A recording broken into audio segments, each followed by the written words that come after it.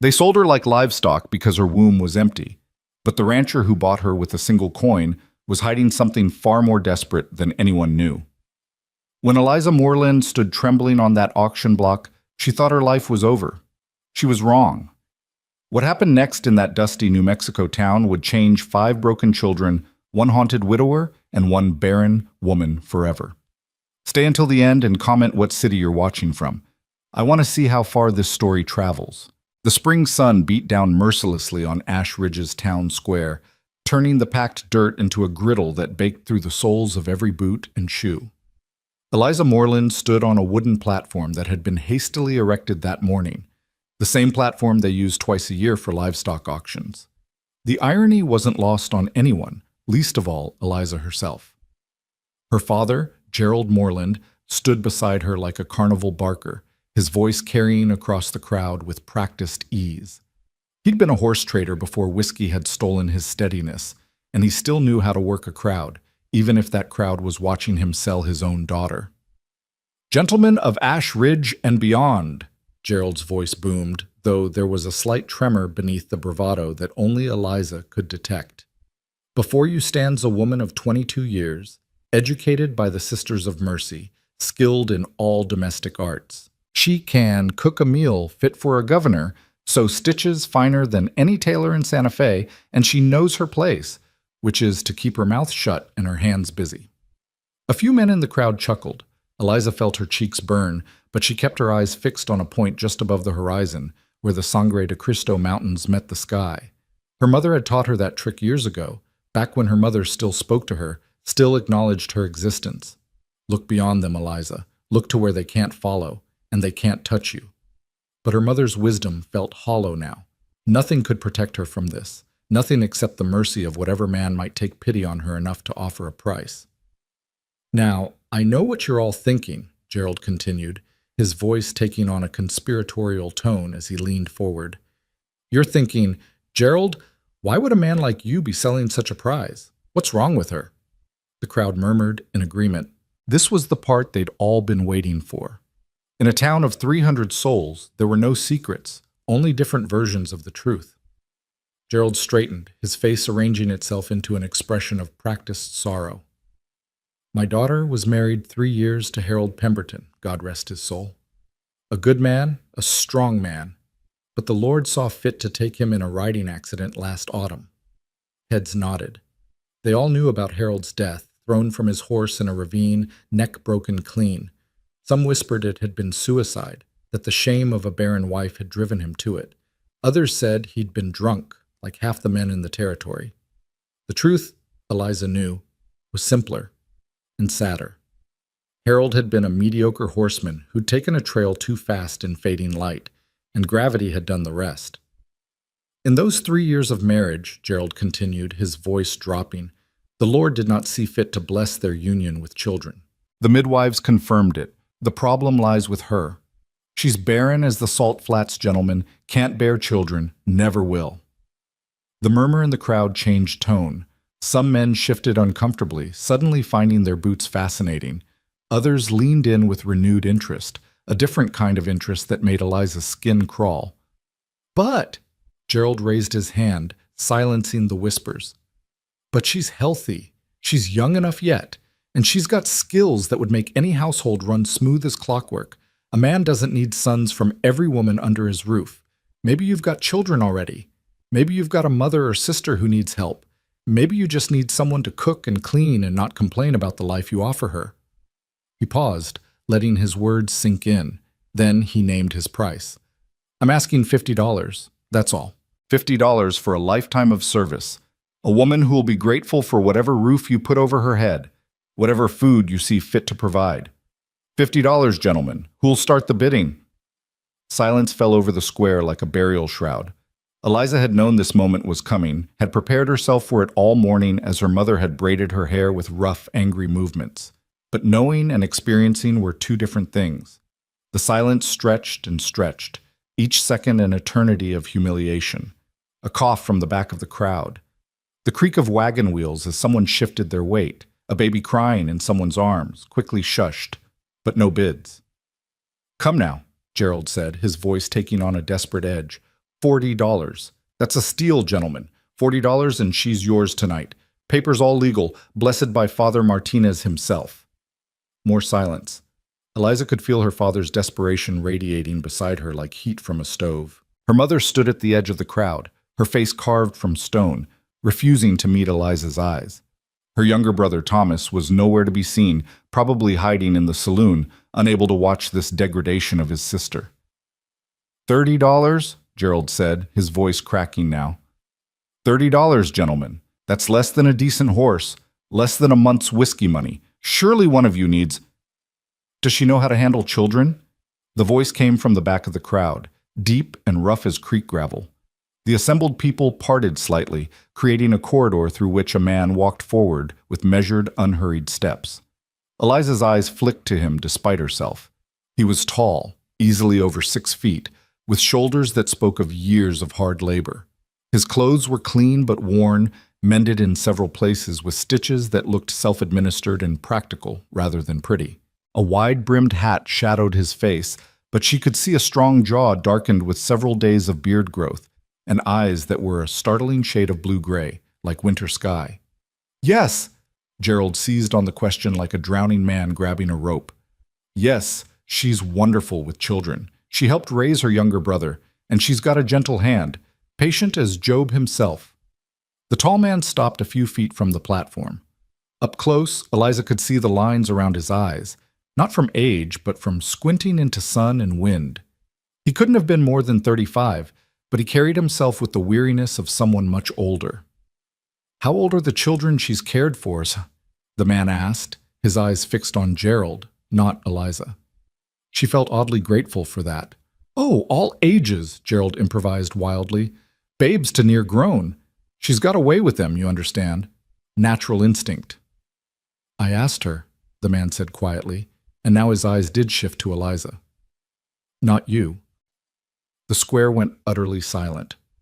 No one spoke to Gerald Moreland that way, not in public, not when he was already humiliated by having to sell his daughter like livestock. But Gerald, surprisingly, shut his mouth. Well, miss? The tall man's voice was gentle, but there was steel underneath it. How old were the children you've cared for? Eliza's throat was dry. She hadn't expected to be asked a direct question, hadn't prepared for actual conversation. My brother Thomas, she managed, her voice rough from disuse. I helped raise him from when he was born until he was old enough for school. He's 16 now. The man nodded slowly. Just the one, then? Yes, sir, just the one. She paused, then added, but I helped at the church sometimes. Father Martinez would bring children from families that were struggling. I'd watch them during services, keep them quiet and fed. Ages? Young ones, mostly, walking to about 8 years old. The man was quiet for a long moment, studying her with those winter sky eyes.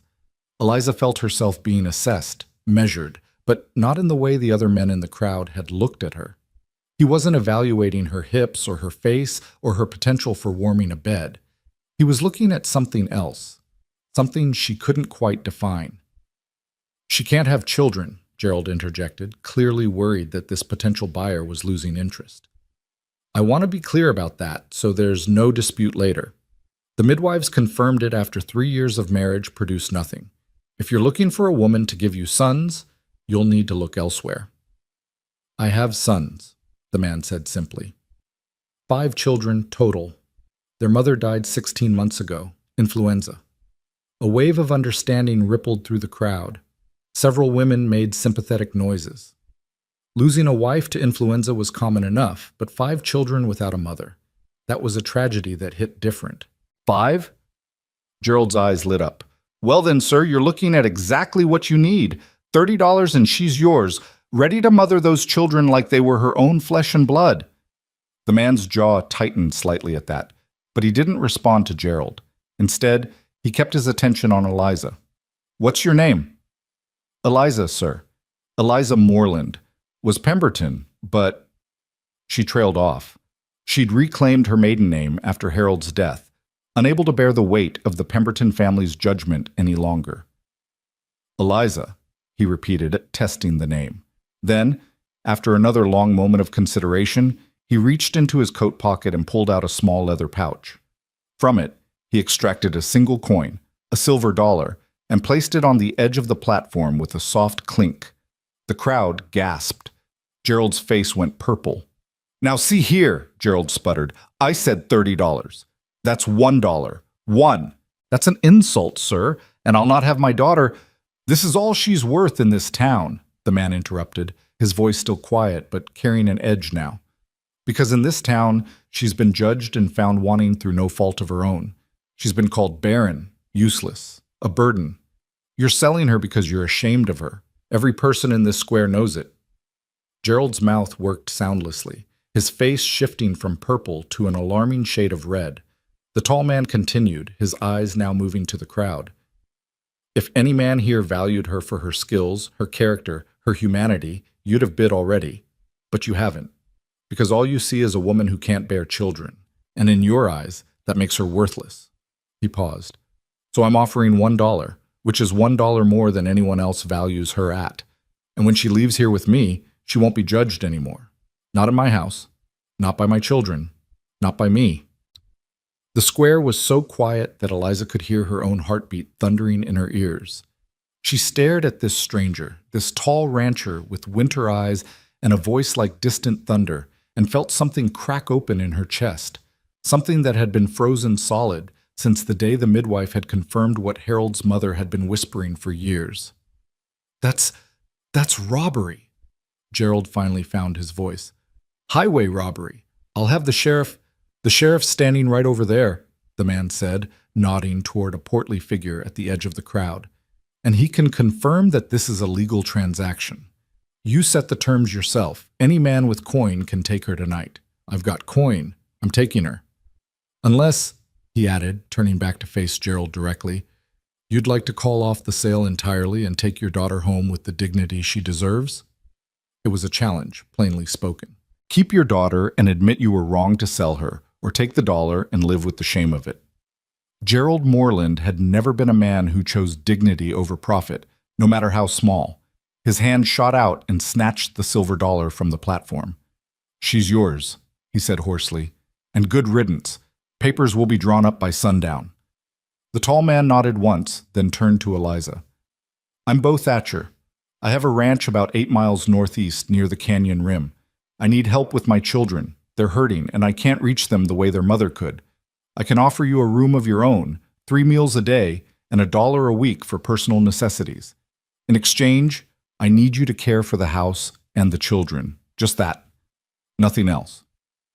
The way he emphasized those last 2 words made his meaning clear.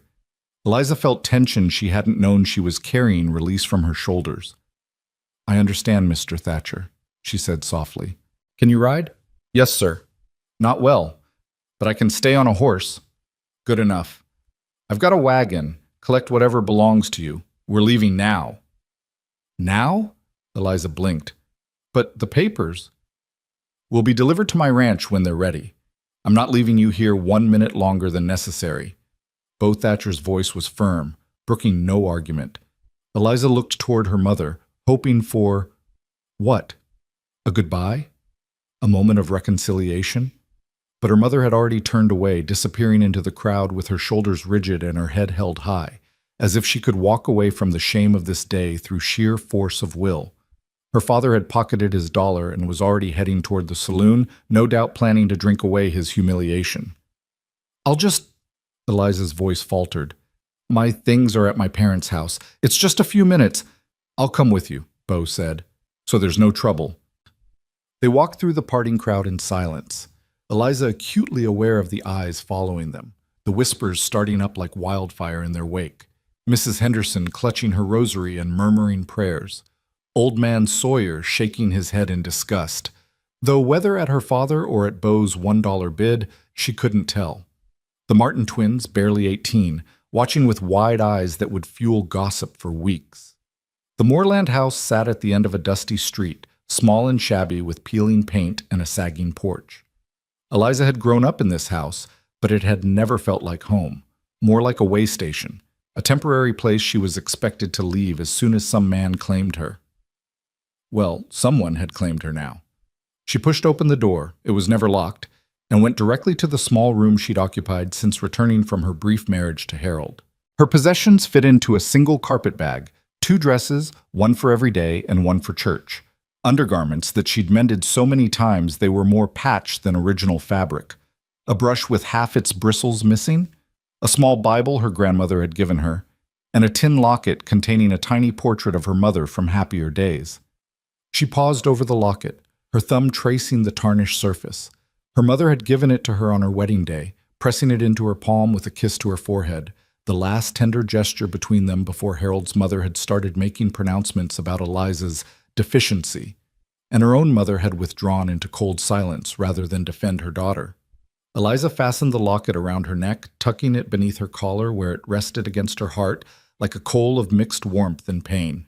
When she emerged from her room, Beau was standing in the front hallway, his hat in his hands, looking at the faded photographs on the wall. He turned as she appeared, his eyes going to the small carpet bag.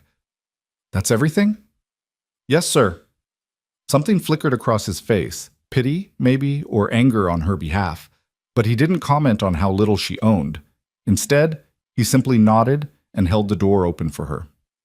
"After you, Miss Moreland." The wagon was parked in front of the general store, a sturdy buckboard with worn but well-maintained wheels. 2 horses stood patiently in their traces, their coats dull with dust from the road. Beau helped Eliza up onto the bench seat with a brief touch to her elbow, then climbed up beside her and took the reins. They left Ash Ridge behind without ceremony, the wagon wheels crunching over the packed dirt road as the sun began its descent toward the western horizon. Eliza didn't look back. There was nothing in that town she wanted to remember. For the first hour, they rode in silence. The landscape rolled past, scrub brush and scattered pinon pines, red rock formations jutting up from the earth like the bones of ancient giants. The air smelled of dust and sage, carried on a wind that never quite stopped blowing in this part of the territory. Eliza kept her hands folded in her lap, her carpet bag tucked securely at her feet. She wanted to ask questions about the children, about the ranch, about what exactly would be expected of her, but the silence felt too fragile to break.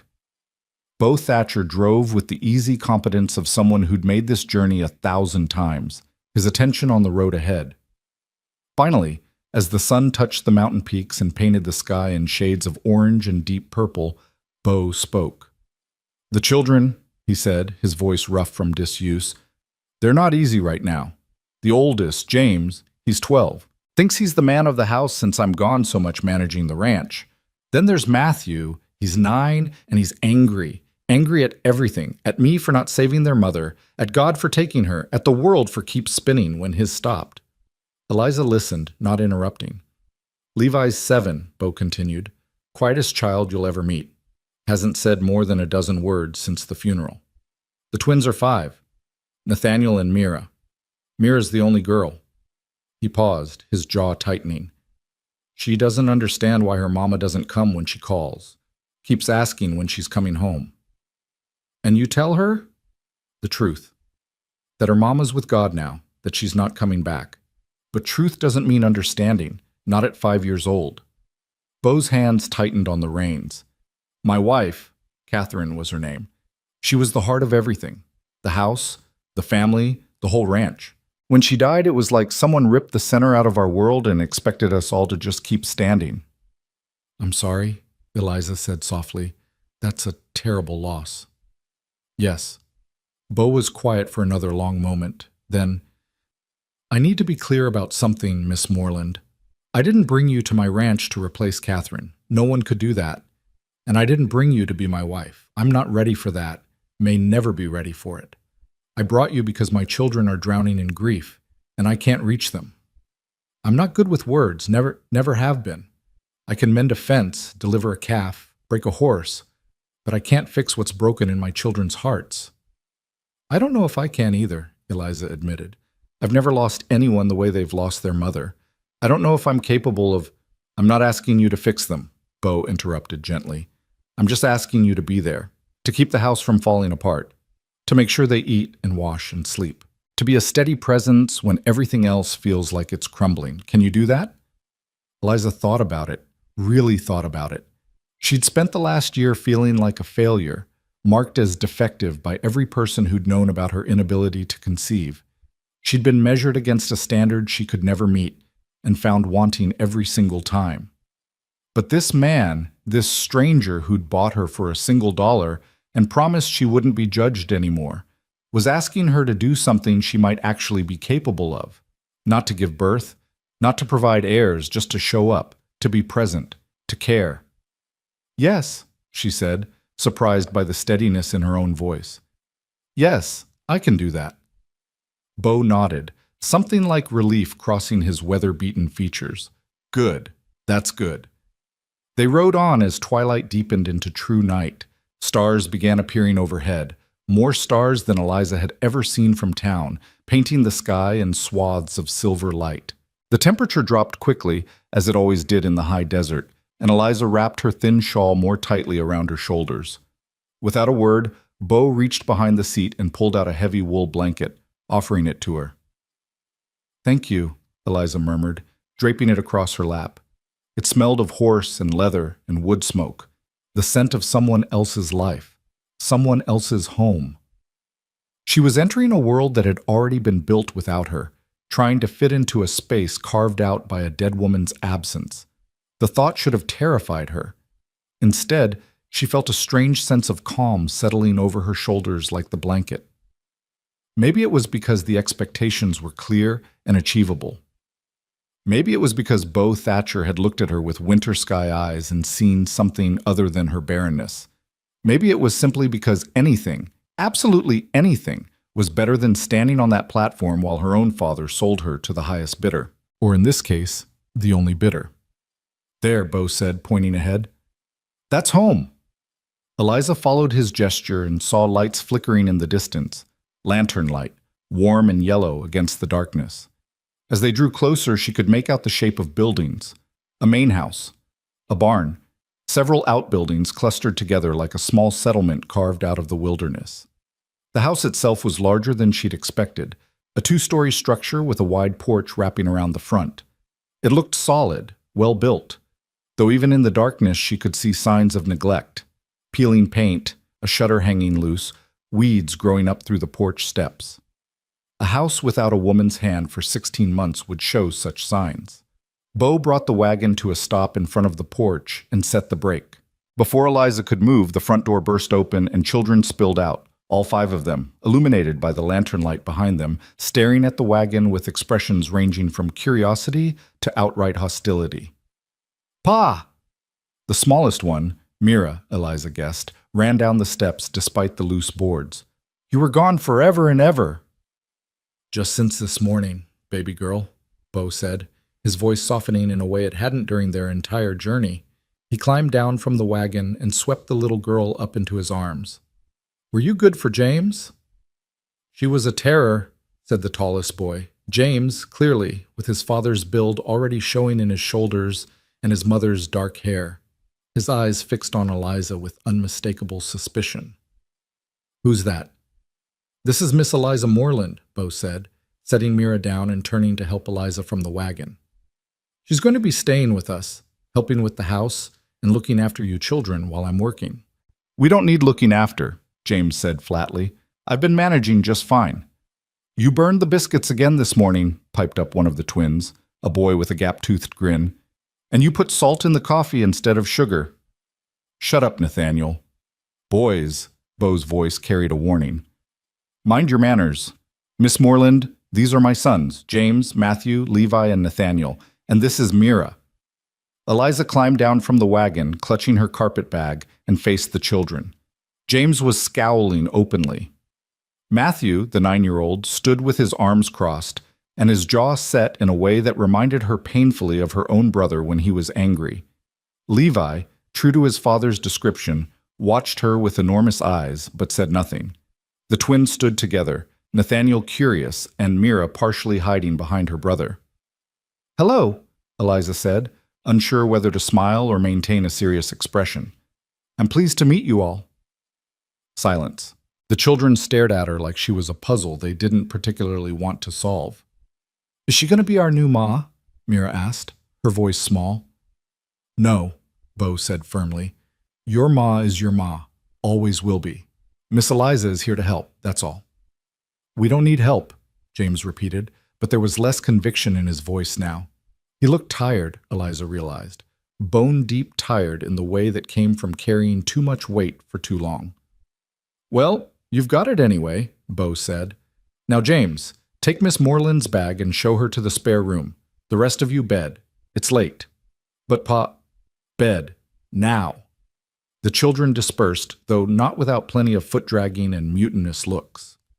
James snatched Eliza's carpet bag with barely contained hostility and disappeared into the house. The others followed, casting looks back over their shoulders. Bo waited until they were inside, then turned to Eliza. In the lantern light, his face looked haggard, older than it had in the harsh sun of Ash Ridge. "I'm sorry," he said quietly. "They're not usually this rude. They're just protecting themselves," Eliza finished. "I understand. I'm a stranger, coming into their home, into their mother's space. Of course they're suspicious." Bo looked at her for a long moment, something like surprise flickering in his winter sky eyes. "You do understand." "I know what it's like to feel like the world is against you," Eliza said simply. "I know what it's like to build walls just to survive. Those children have walls I can't even see yet. But Mr. Thatcher, I meant what I said. I'll show up. I'll be here, whether they accept me or not." For the first time since she'd met him, Bo Thatcher smiled. It was a small smile, barely there, but it transformed his face from stern to almost gentle. "Come on," he said. "Let's get you settled." The interior of the house spoke of recent chaos and long-term neglect. Dishes were piled in the kitchen basin. Clothes hung haphazardly over chairbacks. The floor needed sweeping, and dust coated every surface that wasn't in daily use. But underneath the disorder, Eliza could see the bones of a well-loved home. Handmade curtains, now faded. A dining table scarred with use but solidly built. Children's drawings pinned to the walls with careful placement. James was waiting at the top of the stairs, her carpetbag at his feet. "This is your room," he said shortly, pushing open a door. The room was small but clean, with a single window looking out over the front yard. A bed, a dresser, a washstand. Simple furnishings, but more than Eliza had expected. Someone, probably James, had made up the bed with sheets that smelled of sage and sunshine. "Thank you," Eliza said, meaning it. James's expression didn't soften. "My ma's things are in the attic. Pa couldn't bear to move them, so they're just sitting up there gathering dust. You're not to touch them. You're not to go in their bedroom, and you're not to think you can just walk in here and take her place, because you can't." Each word was like a small stone thrown with precision, meant to hurt. But Eliza had been hurt by experts, Harold's mother, her own parents, the whole town of Ash Ridge. A 12-year-old boy's anger, no matter how justified, couldn't touch her the way their judgment had. "I'm not here to take anyone's place, James," she said quietly. "I'm here to help, that's all." "We'll see," James said, and turned on his heel, leaving her alone in the small room with her carpetbag and her thoughts. Eliza sat on the edge of the bed, her hands trembling slightly now that she was finally alone. The enormity of what had happened today was beginning to sink in. This morning, she'd woken in her childhood bedroom in Ash Ridge, knowing her father planned to sell her but not believing it would actually happen. Tonight, she was in a stranger's house, 8 miles from everything she'd ever known, responsible for 5 grieving children who wanted nothing to do with her. She pulled the locket from beneath her collar and opened it, looking at the tiny portrait of her mother. The woman in the picture was smiling, young, full of hope. Nothing like the cold stranger who'd turned away from her in the square today. "I'm sorry, Mama," Eliza thought. "I'm sorry I couldn't be what you wanted. I'm sorry I'm broken." But even as she thought it, Bo Thatcher's words echoed in her memory. "She won't be judged anymore. Not in my house. Maybe broken was all right here. Maybe broken could still be useful." Eliza changed into her nightgown, washed her face in the basin, and crawled between the sage-scented sheets. Through the thin walls, she could hear the sounds of the house settling, floorboards creaking, a child coughing, the distant sound of Bo's boots on the stairs. Tomorrow, she thought, she would begin the work of earning her place here. Tomorrow, she would face whatever challenges these children threw at her. Tomorrow, she would prove that a woman didn't need a working womb to have value. But tonight, alone in a strange room in a house full of grief, Eliza Moreland let herself cry for everything she'd lost and everything she might never have. She cried for her marriage, for her parents' love, for the children her body would never create. She cried for the woman she'd been expected to be and the woman she actually was. And somewhere in the depths of that grief, she found the smallest spark of something else. Not hope, exactly. Not yet, but possibility. The possibility that here, in this broken house with these broken children and this broken man, she might finally find a place where being broken was enough. Outside her window, the desert night sang with crickets and the distant howl of coyotes. The stars wheeled overhead in their ancient patterns, indifferent to human suffering, indifferent to human joy. And in the small room at the top of the stairs, Eliza Moreland closed her eyes and let exhaustion carry her into dreamless sleep. Tomorrow would come soon enough. Tomorrow, with all its trials and terrors and tiny mercies. Tomorrow, she would begin again. Dawn broke across the New Mexico territory with the subtlety of a hammer strike, all harsh light and immediate heat even in the early hours. Eliza woke to unfamiliar sounds, a rooster crowing somewhere close by, the lowing of cattle in the distance, and the unmistakable thunder of children's feet on wooden stairs. She sat up, momentarily disoriented by the strange room, the strange bed, the strange life she'd stepped into less than 12 hours ago. Her first instinct was to lie back down, to pull the covers over her head and pretend yesterday had been nothing more than a fever dream. But the sounds of the waking household wouldn't allow for cowardice. Eliza dressed quickly in her everyday dress, a faded calico that had seen better years, and braided her hair with fingers that still trembled slightly. Through the thin walls, she could hear voices raised in argument. "I told you to watch the stove, Matthew." "I did watch it. It's not my fault the pan was too hot." Everything's always someone else's fault with you, isn't it?" "Shut up, James. You're not Pa." "Boys, please." That last voice was smaller, younger, one of the twins, maybe. Eliza steeled herself and opened her door, stepping into the chaos that was apparently a normal Thatcher morning. The kitchen was a disaster of smoking pans, scattered flour, and 5 children in various states of dress and distress. James stood at the stove, wielding a spatula like a weapon, his face flushed with frustration and heat. Matthew sat at the table with his arms crossed, scowling at the world. Levi hovered near the window, watching everything with those enormous silent eyes. And the twins, both still in their nightclothes, were attempting to set the table with more enthusiasm than skill, resulting in forks scattered across the floor like autumn leaves. "Good morning," Eliza said, pitching her voice to carry over the commotion without shouting.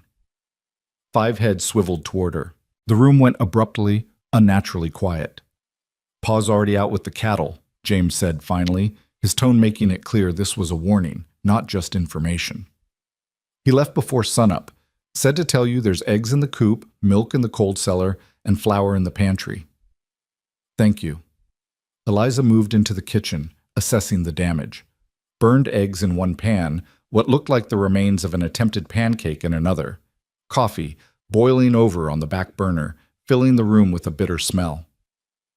"May I?" James stepped back from the stove with obvious relief masquerading as indifference. "Suit yourself." Eliza had learned to cook in her mother's kitchen under the strict tutelage of a woman who believed that proper food preparation was a woman's highest calling. She'd never particularly enjoyed it, but she knew her way around a stove. She removed the ruined pans, dumped the coffee, which was more sludge than beverage, and started fresh. The children watched her in silence, their expressions ranging from James's barely concealed hostility to Mira's wide-eyed curiosity. "Nathaniel, Mira," Eliza said as she measured coffee grounds, "could you pick up those forks and put them in the basin? We'll need to wash them before we use them." The twins looked at each other, then at James, clearly seeking permission. When he didn't object, they scurried to obey, treating it like a game to see who could collect the most forks. "Matthew," Eliza continued, finding eggs in a basket near the door, "would you mind fetching water from the pump? We'll need it for washing up." "Get it yourself," Matthew said, not moving from his chair. Eliza paused, an egg in each hand, and turned to look at the 9-year-old properly. His jaw was set, his eyes bright with challenge. This was a test, she realized. Push too hard and she'd lose him completely. Back down and she'd never earn his respect. "All right," she said mildly, turning back to her work.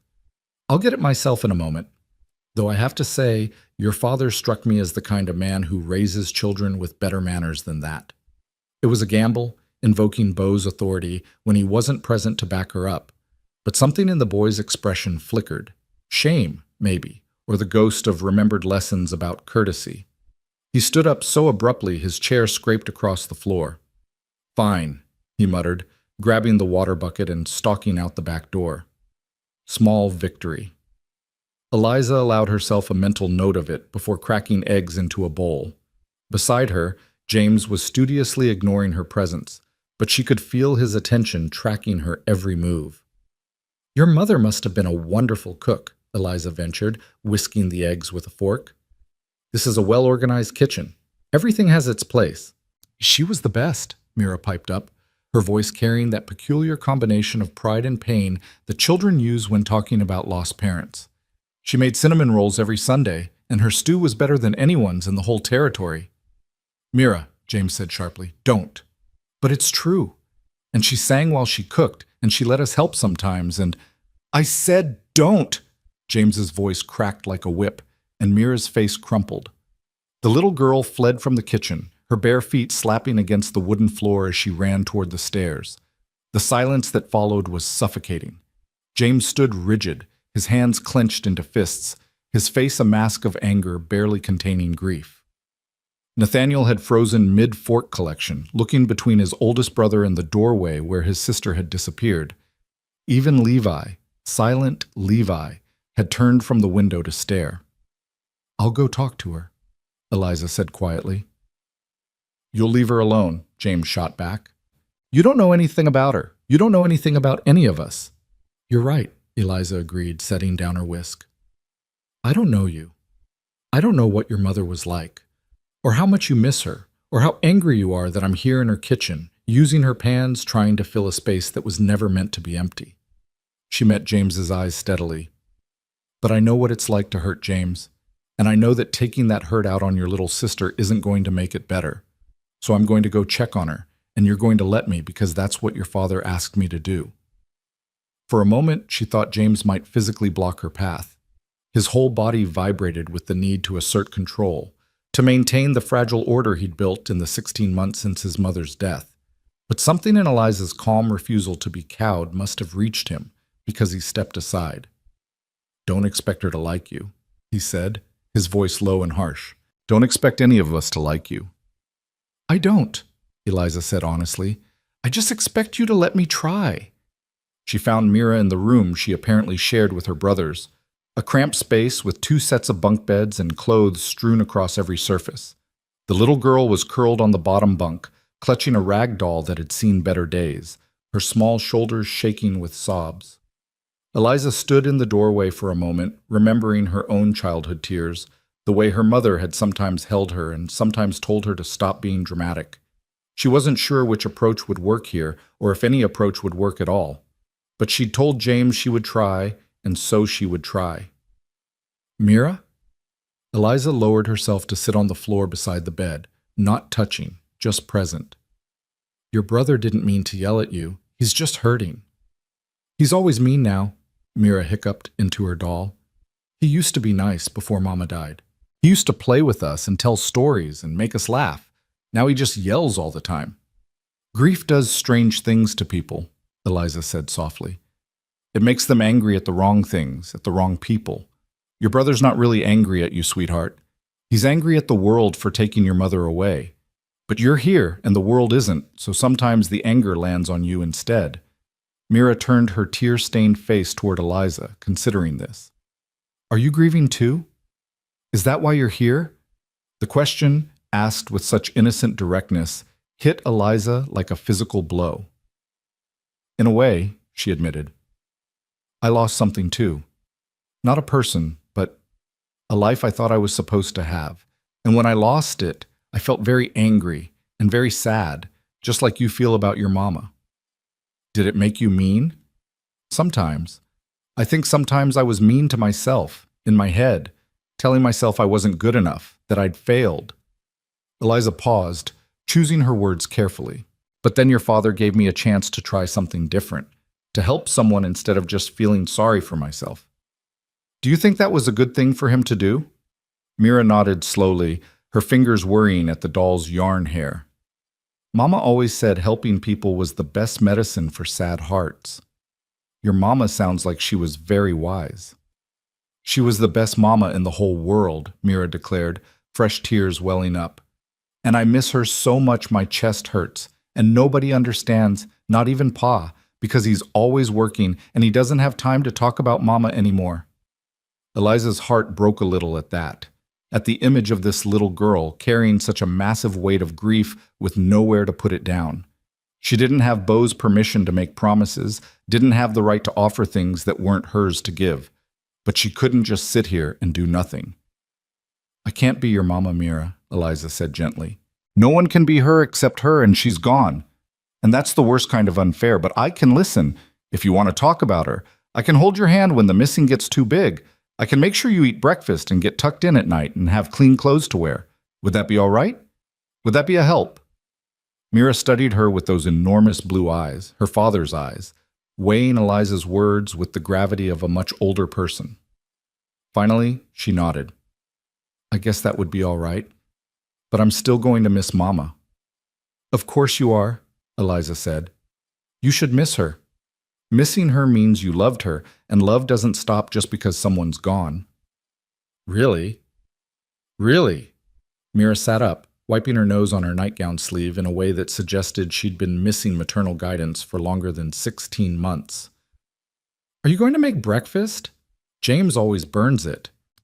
I was in the middle of making eggs when I came up here, Eliza said, pushing herself to her feet with a slight groan. Would you like to help me finish? The little girl's face brightened immediately. Mama used to let me crack eggs. I'm very good at it. Well, mostly good at it. Sometimes the shells get in there, but Pa says that's just extra crunch. Eliza held out her hand, and after only a moment's hesitation, Mira took it. Her small fingers were warm and slightly sticky, her grip surprisingly strong. Together, they descended the stairs and returned to the kitchen, where the boys had apparently negotiated a temporary truce in their absence. Matthew had returned with the water, though he'd slopped a good amount of it across the floor in the process. James had managed to scrape the burned remnants from the pans and was making a half-hearted attempt at setting the table properly. Levi remained at his post by the window, and Nathaniel was trying to fold napkins into elaborate shapes with more ambition than skill. Mira's going to help me finish breakfast, Eliza announced, guiding the little girl to a stool beside the stove. The rest of you, go get dressed properly.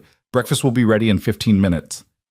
You can't tell us what to do, Matthew said, but there was less conviction in it now, more rote recitation of an expected response.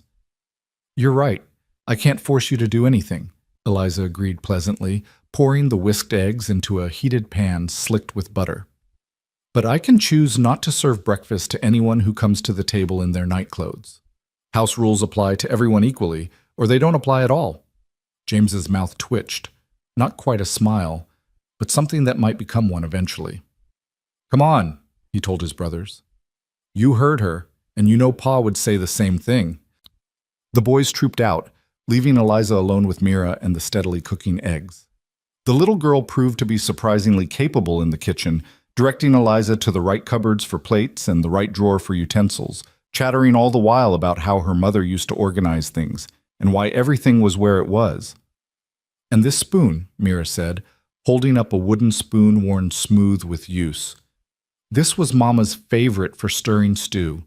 She said it was lucky because Grandma gave it to her when she married Pa, and it had never broken or burned no matter how many pots of stew she made. Eliza took the spoon carefully, feeling the weight of it, the history embedded in its smooth wood.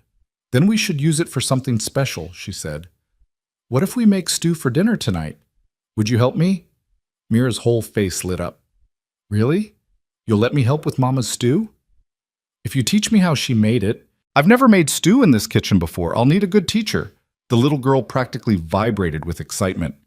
I know where she kept her recipe box. I'll show you after breakfast. By the time the boys returned, all dressed now, though Matthew's shirt was inside out, and Nathaniel had managed to button his vest wrong, Eliza had produced a passable breakfast of scrambled eggs, toasted bread, and fresh coffee that actually tasted like coffee instead of mud. It wasn't fancy, and it certainly wasn't the feast these children were probably used to from their mother, but it was hot and plentiful, and no one complained. Well, no one complained out loud. The look Matthew shot at his eggs suggested he was mentally cataloging every way they failed to meet his standards. But he ate them anyway, which Eliza counted as another small victory. Bo returned as they were finishing up, his hat dusty and his boots caked with mud from the fields. He paused in the doorway, taking in the scene. Children fed and dressed, kitchen more or less clean, Eliza at the stove washing the last of the pans. "Miss Moreland," he said, surprise evident in his voice. "You're up early." "The rooster was very insistent about that," Eliza replied, drying her hands on a towel that had definitely seen better days. "The children have eaten. There's coffee if you'd like some, and I can make you a plate." "No need. I ate before dawn." Bo removed his hat, running a hand through hair that was showing the first threads of silver at the temples. "But thank you. How did everything go?" His eyes flicked to his children as he asked, the real question underneath the polite words, "Did they make it impossible? Did they break you already?" "We managed just fine," Eliza said. "Mira was very helpful in showing me where things were kept. And we're planning to make stew for dinner tonight, if that's agreeable to you." Something complicated crossed Bo's face at that. Pain, maybe, or memory. "Catherine's stew was always my favorite," he said quietly. "Then we'll do our best to make it as good as she did," Eliza said, meeting his eyes steadily. "Mira tells me her mother kept a recipe box." "In the pantry, top shelf." Bo was quiet for a moment, then seemed to shake himself. "I need to head back out. There's fence line that needs mending before the cattle find the weak spots. James, you're with me. Matthew, I need you to feed the chickens and collect eggs. Nathaniel, you're on mucking duty in the barn. Levi," he paused, looking at his quietest son, "help Miss Moreland with whatever she needs. Can you do that?" Levi nodded silently, his enormous eyes solemn. "And Mira, you help your brother and Miss Moreland. Mind your manners and do as you're told." Bo settled his hat back on his head and turned toward the door, then paused. "Miss Moreland, if you need anything, ring the bell on the back porch. 2 long rings means trouble. Otherwise, I'll be back for dinner." "We'll be fine," Eliza assured him, with more confidence than she felt. Bo studied her for another long moment, as if weighing whether to believe her, then nodded and headed out with James trailing behind him, the 12-year-old's shoulders already taking on the set of a man's burden. The rest of the morning passed in a blur of domestic activity. Eliza discovered that the Thatcher household was desperately in need of the kind of deep cleaning that only happened when someone cared enough to notice the details. 16 months of grieving men and children had left its mark, dust in the corners, stains on the floors, windows that hadn't been properly washed in seasons. But underneath the neglect, she found evidence of Catherine Thatcher's careful stewardship. Carefully mended curtains, hand-embroidered dish towels, a sampler on the wall that read, "Bless this home," in neat cross-stitch. Every sign of a woman who had loved this place, who had poured her heart into making it more than just a house. Eliza worked steadily through the chaos, teaching Mira and the reluctant Nathaniel how to properly sweep a floor, how to dust without just moving the dirt from one place to another, how to shake out rugs and hang them to air. Levi shadowed them silently, occasionally picking up dropped items or moving furniture without being asked, his contribution wordless but appreciated. Matthew finished his chicken duties and disappeared to sulk somewhere. Eliza didn't press it. The boy needed space to feel whatever he was feeling, and she wasn't going to chase him down like a truant. By noon, the main room looked almost civilized. Eliza stood in the center of it, hands on her hips surveying their work. The floors gleamed, the windows let in actual sunlight instead of filtered murk, and the air smelled of lemon oil and soap instead of stale grief. "It looks like it used to," Mira said softly, standing beside her. "When Mama was here." "Your Mama had good taste," Eliza said, "and she took care of things. We're just continuing what she started." Lunch was a simple affair of bread and cheese and apples from the cold cellar, eaten around the table with considerably less tension than breakfast had held. Even Matthew showed up, though he sat as far from Eliza as possible and refused to make eye contact. After lunch, Eliza sent the children outside to play, or in Matthew's case, to brood somewhere in the fresh air instead of inside, and set about tackling the stew. Catherine Thatcher's recipe box was exactly where Beau had said it would be, a carefully crafted wooden container with her initials carved into the lid. Opening it felt invasive, like reading someone's diary.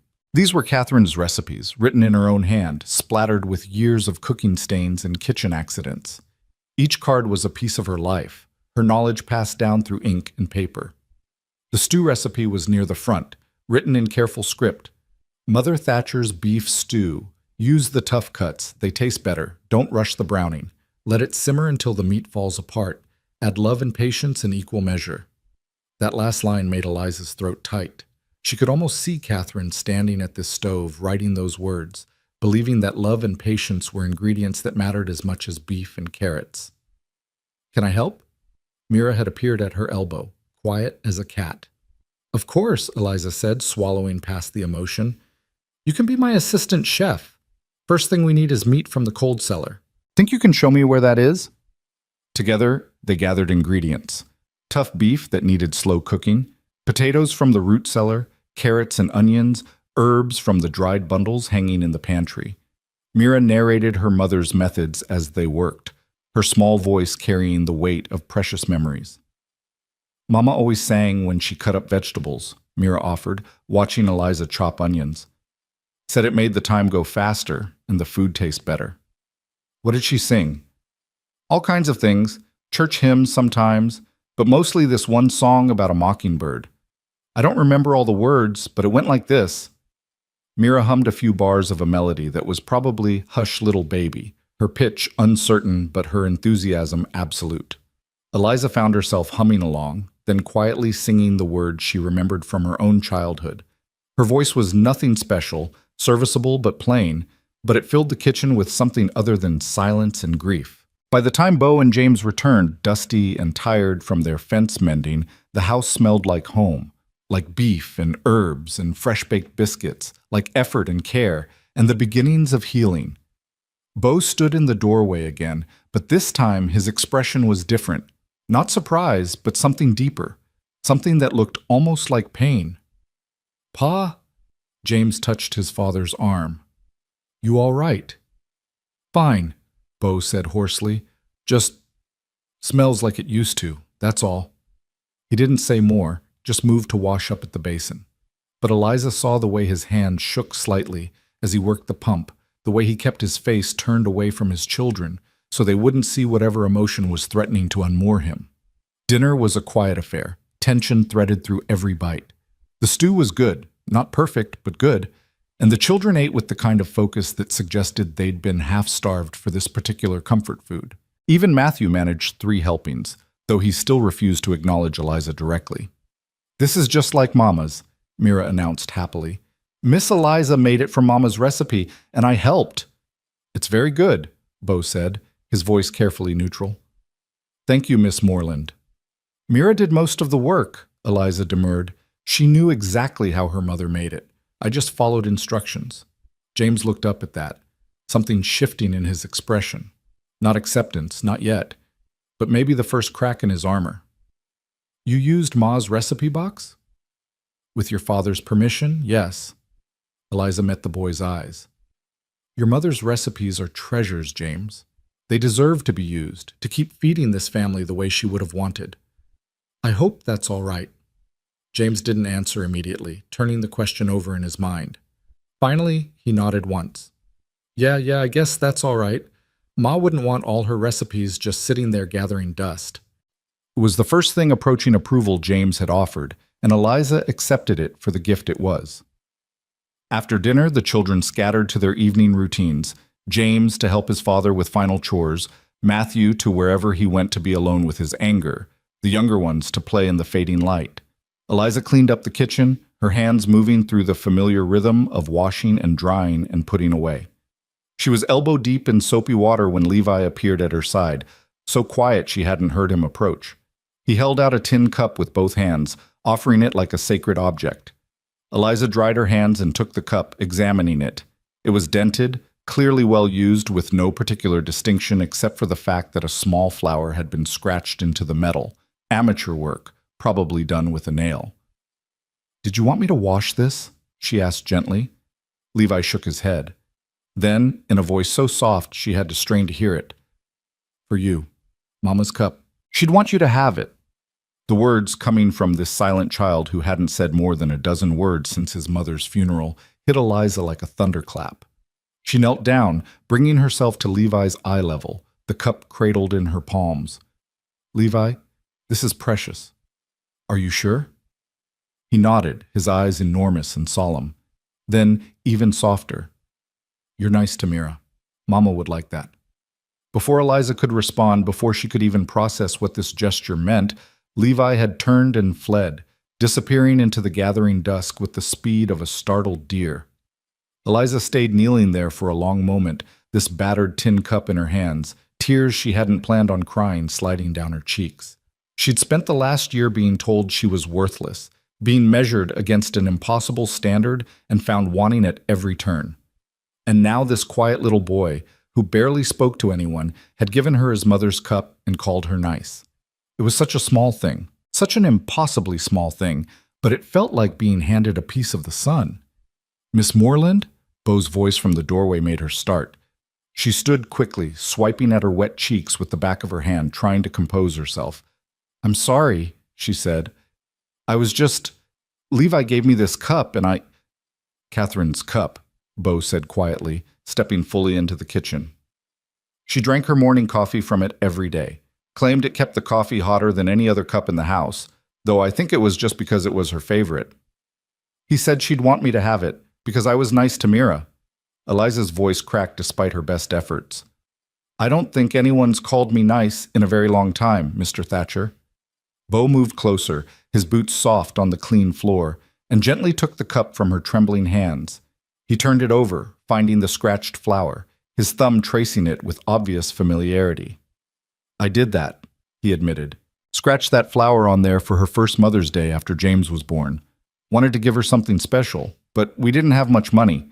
So I took a nail and spent an evening scratching this sorry excuse for a daisy into the tin. She cried when I gave it to her, told me it was the most beautiful thing she'd ever seen." He handed the cup back to Eliza, his winter sky eyes holding hers. "Levi hasn't spoken more than a handful of words since the funeral. The doctor said it's grief, that he'll talk again when he's ready. But he talked to you today. Gave you something precious. That means something, Miss Moreland. That means you're doing exactly what I hoped you'd do." "I'm just trying to help," Eliza whispered. "I don't know if I'm doing it right.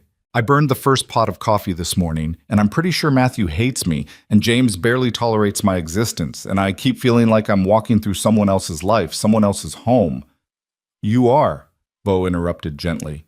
"You're walking through Catherine's life, trying to keep it going when she can't. That's an impossible task, Miss Moreland. No one expects you to be her, but maybe you can be yourself here. Maybe that's enough." Eliza looked down at the cup in her hands, at the scratched flower that represented a young father's love for his wife, now entrusted to a stranger's care. "I hope so," she said. "I hope I'm enough for them. For all of you."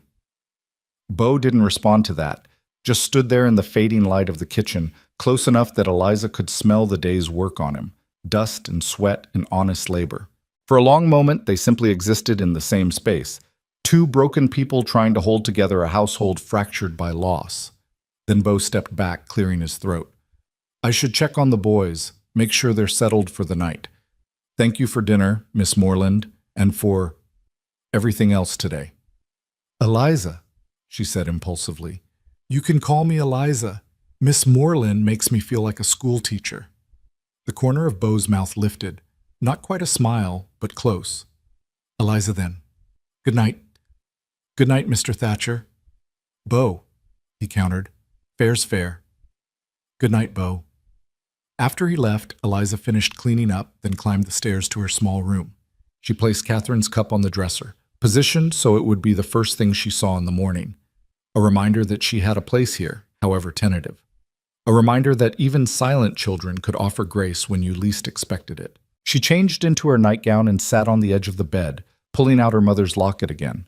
But tonight, instead of feeling only pain when she looked at the tiny portrait, she felt something else threading through the grief. purpose, maybe. Or belonging.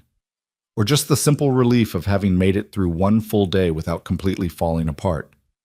Outside her window, the desert night sang its ancient song, and in the house below, 5 children and 1 grieving father settled into sleep. Their home a little cleaner, their bellies a little fuller, their grief a little less suffocating than it had been the day before. It wasn't much, but it was something. And sometimes, Eliza was learning, something was enough. The days that followed settled into an uneasy rhythm, like a song played in an unfamiliar key. Eliza rose with the rooster each morning, her body slowly adjusting to the demands of ranch life.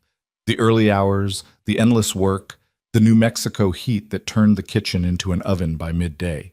She cooked and cleaned and mended, her hands finding their way through Catherine Thatcher's routines, trying to honor what had been while carving out space for what could be. The children remained a complicated puzzle. Mira had attached herself to Eliza with the intensity of a 5-year-old who'd been starving for maternal attention, following her from room to room, chattering endlessly about her mother and her dreams, and the elaborate stories she invented for her rag doll. Nathaniel was easier, his sunny disposition making him quick to accept anyone who showed him kindness and didn't yell. He'd taken to helping Eliza with small tasks, his gap-toothed grin appearing whenever she praised his efforts. Levi remained silent, but he was present in ways that mattered, appearing at her elbow when she needed something moved, leaving small gifts like wildflowers or interesting rocks on her windowsill, his enormous eyes tracking her movements with an intensity that was both unnerving and oddly comforting. James had progressed from outright hostility to wary tolerance, though he still watched her like a hawk, ready to pounce if she made one wrong move. And Matthew remained stubbornly, determinedly angry, his 9-year-old rage a wall she couldn't seem to breach, no matter how gentle her approach. 3 weeks into her tenure at the Thatcher Ranch, everything changed. It started innocently enough. Mira woke up fussy, complaining that her throat hurt and her head felt funny. Eliza felt the little girl's forehead, warm but not alarming, probably just a summer cold, nothing that rest in fluids wouldn't cure. "You're staying in bed today, sweetheart," Eliza said, tucking the covers around Mira's small body. "I'll bring you some tea with honey, and you can rest while your brothers do their chores." "But I wanted to help you make bread," Mira protested weakly, her voice already taking on that raspy quality that came with illness. "The bread will wait. You can't help me if you're sick." Eliza smoothed the damp hair back from Mira's forehead. "Close your eyes now. I'll check on you in a little while." By noon, Mira's condition had worsened. The mild fever had spiked into something more serious, her small body burning hot to the touch despite the cool cloths Eliza kept applying. The little girl drifted in and out of consciousness, mumbling nonsense about her mother and the chickens and whether the sky was supposed to be that color. "I need to get your father," Eliza told James, trying to keep the panic out of her voice. "Can you ride out to the north pasture where he's working?" James's face had gone pale, his earlier swagger replaced by raw fear. Is it like when Ma—" "No," Eliza said firmly, though she wasn't sure she believed it herself. "It's not like that. But she needs her father, and she needs the doctor. Can you fetch your father while I send Matthew to town for Doc Morrison?" James nodded mutely and bolted for the door, running toward the barn with the desperate speed of a child trying to outrun his worst nightmare. Matthew, when told he needed to ride to town, just stared at her with those angry eyes. "Why should I do what you say?" "Because your sister is very sick," Eliza said, her patience finally cracking under the weight of fear and exhaustion. "Because I can't leave her to ride for the doctor myself. Because, despite the fact that you've spent 3 weeks treating me like I'm your enemy, I know you love Mira. So please, Matthew, please ride to town and bring back Doc Morrison." Something in her voice, the desperation maybe, or the fact that she'd finally acknowledged his hostility directly, got through to him. Without another word, he ran for the barn, and minutes later, Eliza heard the thunder of hoofbeats as he raced toward Ash Ridge. That left her alone with Mira, Levi, and Nathaniel. The twins had understood enough to know something was very wrong, their usual energy subdued into worried stillness. "Levi," Eliza said, "I need you to pump fresh water and bring it up here, as much as you can carry. Nathaniel, go to the root cellar and bring me any herbs you can find. Dried mint, chamomile, anything that looks like it might be for tea. The boys scattered to their tasks, leaving Eliza alone with the feverish child. Mira's breathing had turned ragged, each breath a labored effort. Her skin was dry and burning, her lips cracked despite Eliza's attempts to get her to drink. "Please," Eliza whispered, pressing another cool cloth to Mira's forehead. "Please don't take this child. She's already lost her mother. Don't make her brothers lose her too." She didn't know who she was praying to. She'd never been particularly religious, her faith tested and found wanting during the long, barren years of her marriage. But in this moment, with this little girl burning up in her arms, she would beg anyone, anything, for help. Levi returned with water, his eyes huge and frightened. Nathaniel brought an armful of dried herbs, some of which Eliza recognized, and some she didn't. She made a tea from chamomile and mint, sweetening it with honey, and tried to coax Mira into drinking. "Come on, sweetheart," she murmured, supporting Mira's head while holding the cup to her cracked lips. "Just a few sips. That's all I need. Just a few sips." Mira managed 2 swallows before turning her head away, whimpering. Time became elastic, stretching and compressing in ways that defied logic. Minutes felt like hours. The sun crawled across the sky with agonizing slowness. Eliza kept working, cool cloths, fresh water, attempts to get liquids into Mira's body. Levi and Nathaniel hovered nearby, too frightened to leave but too helpless to do anything useful. When Bo finally burst through the door, his face was a mask of controlled terror. Behind him came James, and behind James came Matthew, with Doc Morrison, a grizzled man in his 60s who'd seen every kind of illness the territory had to offer. "Out," Doc Morrison said, shooing everyone but Eliza from the room. "All of you out. Let me examine the child." The next 20 minutes were excruciating.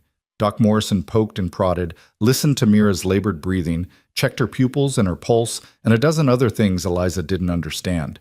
His face remained professionally neutral, giving nothing away. Finally, he straightened and turned to Eliza. "How long has she been like this?" "Since this morning. She woke up with a sore throat and a mild fever. By noon, it had gotten much worse." "Have you been keeping her cool, giving her fluids?" "As much as I could get her to take. She's barely conscious most of the time." Doc Morrison nodded slowly, then pulled a small vial from his bag. "This is willow bark extract. Dissolve 2 drops in water and get her to drink it. It'll help bring the fever down. Keep doing what you've been doing. Cool cloths, fluids, rest. And don't let anyone else in this room unless they've already had scarlet fever." "Scarlet fever?" Eliza's blood ran cold. "Are you sure?" "Pretty sure. The rash will confirm it in the next day or so, but all the signs are there." He fixed her with a stern look. "This is serious, miss. This fever could kill her if it gets any higher. You need to stay with her, keep her cool, get fluids in her any way you can. Can you do that?" "Yes," Eliza said, her voice steadier than she felt. "I can do that." "Good. I'll be back tomorrow to check on her. In the meantime, keep everyone else away. Scarlet fever spreads like wildfire, and the last thing this family needs is all 5 children sick at once." He left the vial on the bedside table and headed downstairs to give Bo the same grim news. Eliza could hear the murmur of voices, the sharp intake of breath when Bo learned what his daughter was facing, the doctor's measured reassurances that meant nothing in the face of actual fear. When Bo appeared in the doorway, his face was gray. "Doc says you're to stay with her, that you're doing everything right." "I'll take care of her," Eliza promised. "I won't leave her side." "The boys will be fine. They can manage for a few days. James knows how to cook basic meals, and Levi and Nathaniel can handle the chickens and the smaller chores. You focus on the ranch, and I'll focus on Mira." Bo looked at his daughter, so small and fragile in the bed, and something broke in his expression. "I can't lose her too," he said hoarsely. "I can't. It'll kill me." "You won't lose her," Eliza said with more confidence than she possessed. "I won't let you lose her." He left then, because there was nothing else he could do, and Eliza settled in for the longest night of her life. She pulled a chair close to the bed and kept vigil, changing the cool cloths every few minutes, dripping water and willow bark extract onto Mira's cracked lips, monitoring every breath and whimper. Levi brought her food she didn't eat. Nathaniel brought fresh water without being asked. James appeared in the doorway every hour, his face haggard with worry, needing to see that his sister was still breathing. Even Matthew came, standing in the hallway outside the room, not entering but not leaving either. When Eliza caught his eye, she saw past the anger for the first time. Saw the terrified little boy underneath, the child who'd already lost one person he loved and couldn't bear to lose another. "She's going to be all right," Eliza told him softly. "I promise you, Matthew. I'm going to make sure she's all right." "You can't promise that," Matthew said, his voice cracking. "Nobody can promise that. Ma died even though everyone said she'd get better. You can't promise anything." "You're right," Eliza admitted. "I can't know for certain what's going to happen, but I can promise that I'll do everything in my power to help her. I won't sleep, I won't rest, I won't stop fighting for her. That much I can promise." Matthew stared at her for a long moment, then nodded once and disappeared back down the hallway, his footsteps heavy with the weight of remembered grief. The night deepened. Mira's fever raged. Eliza worked through exhaustion, through the ache in her back from bending over the bed, through the scratchy dryness of her own eyes. She sang every lullaby she could remember from her childhood, her voice rough but persistent. She told stories about brave little girls who fought dragons and won.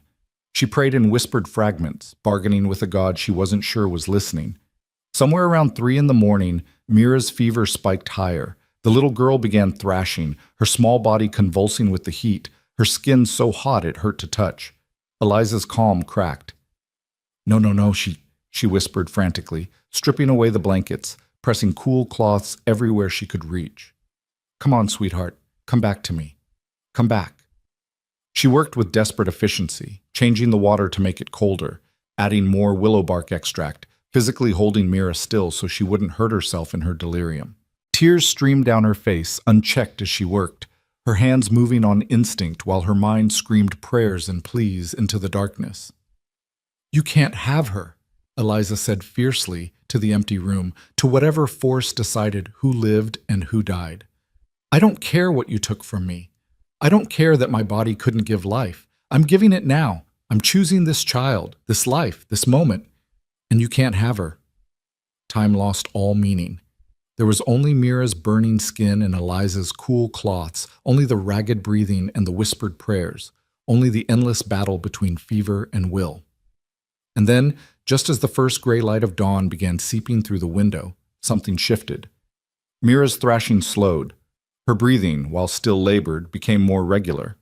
Eliza pressed her palm to the child's forehead and felt not coolness, not yet, but less heat. The fever was breaking. "That's it," Eliza whispered, exhausted tears falling faster now. "That's my girl. Come back to us. Come on back." As the sun rose over the New Mexico desert, painting the sky in shades of gold and pink, Mira's eyes fluttered open. They were glassy and unfocused, but they were open. Her cracked lips moved, forming words that came out as barely audible whispers. "Thirsty." It was the most beautiful word Eliza had ever heard. "Yes, sweetheart, yes, I'll get you water." Eliza's hand shook as she poured fresh water, adding a drop of honey for sweetness. She supported Mira's head with infinite gentleness and helped her drink. The little girl managed 3 sips before turning her head away with a soft whimper. But it was enough. It was progress. It was life choosing to stay instead of slip away. "More later," Eliza promised, setting the cup aside. "Rest now. You're going to be all right." "Mama?" Mira's voice was confused, her eyes struggling to focus. Eliza's heart clenched. "No, sweetheart. It's Miss Eliza. Your mama's still with God, remember? But I'm here. I'm right here, and I'm not going anywhere." Mira's face crumpled, fresh tears leaking from the corners of her eyes. "Want Mama?" I know you do." Eliza smoothed the damp hair back from Mira's forehead, her own tears falling freely now. "But your mama can't come back, baby, so you've got me instead. I know I'm not her. I know I'm not what you want. But I'm here, and I love you, and I'm so very glad you decided to stay with us." She hadn't meant to say it, that she loved this child. It had slipped out in her exhaustion, a truth she hadn't even acknowledged to herself. But once spoken, she couldn't take it back, didn't want to take it back. Mira's eyes drifted closed again, but her small hand found Eliza's and held on with surprising strength. "Stay?" "Always," Eliza promised. "I'll stay always." She must have dozed then, exhaustion finally claiming her. Because the next thing she knew, someone was touching her shoulder gently, and she jerked awake with a gasp, her hand instinctively going to Mira to check that the child was still breathing. Bo stood beside her, his face showing every hour of a sleepless night. "Doc Morrison's here," he said quietly. "Came at first light like he promised. How is she?" "Fever broke about an hour ago," Eliza said, her voice hoarse from disuse and emotion. She woke up, asked for water, managed a few sips. I think she's going to be all right." Something that might have been a sob caught in Bo's throat, but he swallowed it back. "You stayed all night. I told you I would. James said you barely ate, that you've been up here for almost 24 hours straight. Your daughter needed me," Eliza said simply. That mattered more than sleep or food. Doc Morrison appeared in the doorway then, his medical bag in hand. He examined Mira with efficient movements, his grizzled face betraying nothing until he'd completed his assessment. Finally, he straightened and turned to them with the first hint of a smile Eliza had seen on his craggy features. "She'll live," he pronounced. "Fever's broken, which is the biggest hurdle. She'll need rest for the next week or so, light foods, plenty of fluids. Keep her in bed even after she starts feeling better. Scarlet fever is tricky, and you don't want to relapse. But barring complications, she'll make a full recovery." Bo's knees seemed to buckle slightly, and he reached out to steady himself against the door frame. "Thank God," he whispered. "Thank God." "Thank Miss Moreland here," Doc Morrison said, packing up his instruments. "Most folks wouldn't have known what to do, or wouldn't have had the stamina to do it for so long. She saved your daughter's life, Mr. Thatcher. No question about it." He left them with instructions and another vial of willow bark extract, warning them to watch for the telltale rash that would confirm his scarlet fever diagnosis. After he'd gone, Bo and Eliza stood on either side of Mira's bed, watching the little girl sleep peacefully for the first time in 24 hours. "I don't know how to thank you," Bo said finally, his voice thick with emotion he was trying hard to control. "There aren't words big enough for what you did." "I didn't do anything special," Eliza protested. I stayed, that's all." "That's everything," Bo corrected. He turned to look at her fully, and Eliza became suddenly aware of how she must look, hair falling out of its braid, dress rumpled and stained with sweat and water, dark circles under her eyes from exhaustion. "You could have left this to the boys and me. You could have kept your distance, protected yourself from getting sick too. But you didn't. You stayed with her all night, fought for her like she was your own." "She is mine," Eliza said, the truth of it settling into her bones as she spoke. "Maybe not by blood, but by choice. I chose her, Bo. I chose all of them. And when you choose someone, you fight for them. You don't leave them to face the darkness alone." Bo's winter sky eyes held hers for a long moment, something shifting in them that Eliza couldn't quite name. "You should rest," he said finally. "I'll sit with her for a while. You've earned sleep in a real bed." Eliza wanted to argue, wanted to insist she needed to stay, but her body betrayed her with a massive yawn. "Just a few hours," she conceded. "Wake me if she needs anything." "I will." Eliza stumbled to her room and fell onto the bed still fully clothed, asleep before her head properly hit the pillow. She dreamed of fever and darkness and a little girl's hand holding hers with desperate strength. When she woke, the sun was high, and the house was filled with the smell of cooking food. She rose groggily, splashed water on her face, and made her way downstairs to find the kitchen full of activity. James stood at the stove, attempting something that might have been soup. Nathaniel was setting the table with exaggerated care, his tongue poking out between his teeth in concentration. Levi was sweeping the floor with methodical precision, and Matthew was peeling potatoes at the table, his movements angry but efficient.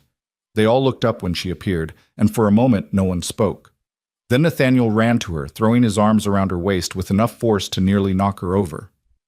"You saved Mira," he declared. "Doc Morrison said you saved her life." "We all helped," Eliza said, steadying herself. "You boys kept the house running while I was upstairs. That mattered too." "But you stayed with her all night," James said, not turning from his soup. "You didn't sleep. You didn't eat. You just stayed." There was something different in his voice now, The hostility had burned away, leaving something raw and honest underneath. Respect, maybe. Or the beginnings of trust. Of course I stayed, Eliza said. She needed someone. Ma would have stayed too, James said quietly. Ma would have done exactly what you did. It was the highest compliment he could have given her, and they both knew it. Eliza's throat tightened with emotion. Thank you, James. That means more than you know. Even Matthew looked up from his potatoes then, his angry mask slipping just enough to show the confused, hurting boy underneath. You really meant it, he said, his voice uncertain. When you said you'd fight for her, you really meant it. Yes, Eliza said simply. I meant it. And I mean it about all of you. You're my children now, whether you like it or not. I'll fight for every single one of you. Matthew's hand stilled on the potato he'd been peeling. For a long moment, he just stared at her, working through something complex in his 9-year-old mind. Then, so quietly, she almost missed it. Thank you. It was the first kind thing he'd said to her in 3 weeks. Eliza felt tears prick at her eyes again. Apparently exhaustion had left her defenses weak, but she blinked them back. You're welcome, Matthew. Now, who's hungry? Because I smell something burning. James yelped and spun back to his soup, which had indeed begun to scorch on the bottom. The moment of emotional intensity broke into organized chaos as everyone scrambled to save lunch. But something had shifted. Some invisible line had been crossed, and they all felt it. Over the next week, as Mira slowly recovered her strength, the household found a new rhythm. James stopped watching Eliza with suspicion and started actually asking her questions about cooking, about his mother's recipes, about whether she thought a certain shirt was clean enough or needed rewashing. Nathaniel appointed himself her shadow, following her everywhere and narrating her activities like she was the most fascinating person he'd ever met. Levi's gifts increased. More flowers, more interesting rocks, and once a perfectly symmetrical bird's feather that he placed on her pillow with the reverence of someone offering treasure. And Matthew slowly, gradually let his walls come down. It started with small things, passing her the salt at dinner without being asked, offering to carry water from the pump, not scowling quite so fiercely when she asked him to do chores. By the end of the week, he'd actually smiled at something she said, a quick flash of expression that he'd tried to hide but hadn't quite managed. On the 8th day after Mira's fever broke, the little girl was finally well enough to come downstairs for dinner. She was thinner, paler, and still weak enough that Beau had to carry her, but her eyes were bright and her smile was genuine. They gathered around the table, all 7 of them, for the first meal they'd shared since Mira had gotten sick. Eliza had made chicken and dumplings from Catherine's recipe box, and fresh bread that had actually risen properly this time, and apple pie from the last of the cold cellar stores. As they ate, conversation flowed naturally. The boys talking about their chores, Mira chattering about all the things she'd missed while sick, Beau quietly listening to his children with an expression of profound relief. Eliza watched them all, these people who'd become hers through circumstance and choice, and felt something loosen in her chest. This was what family felt like, she realized. Not blood, not biology, just people who showed up for each other, who fought for each other, who chose to stay even when staying was hard. Miss Eliza? Mira's small voice cut through the conversation. Can I ask you something? Of course, sweetheart. When I was really sick and I woke up for a little bit, you said you loved me. Did you mean it? The table went quiet. All eyes turned to Eliza, waiting for her answer. She could feel Beau's gaze particularly, though she didn't dare look at him. Yes, Eliza said, her voice steady despite the emotion threatening to swamp her. I meant it.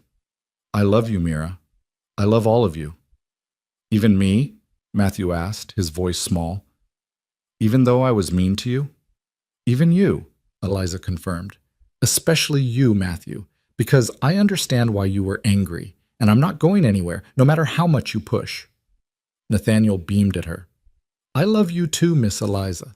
Levi, silent as always, simply reached across the table and squeezed her hand once before returning to his dinner, but the message was clear. James cleared his throat, his face flushing slightly. We wanted to tell you something, all of us. We talked about it while you were taking care of Mira. Oh? Eliza's heart started beating faster. Yeah. James glanced at his siblings, gathering courage. We know you're not our ma. You're not trying to be our ma, and we appreciate that. But you're here, and you care, and you fight for us. So we thought, we wanted to know if, can we call you Mama?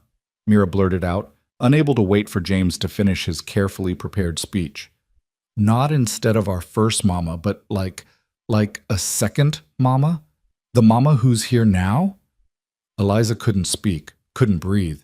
The question hung in the air like something holy, like an offering she didn't deserve but desperately wanted to accept. You don't have to, James added quickly, misreading her silence. We know it's a big thing to ask. We just thought, yes, Eliza managed, her voice breaking.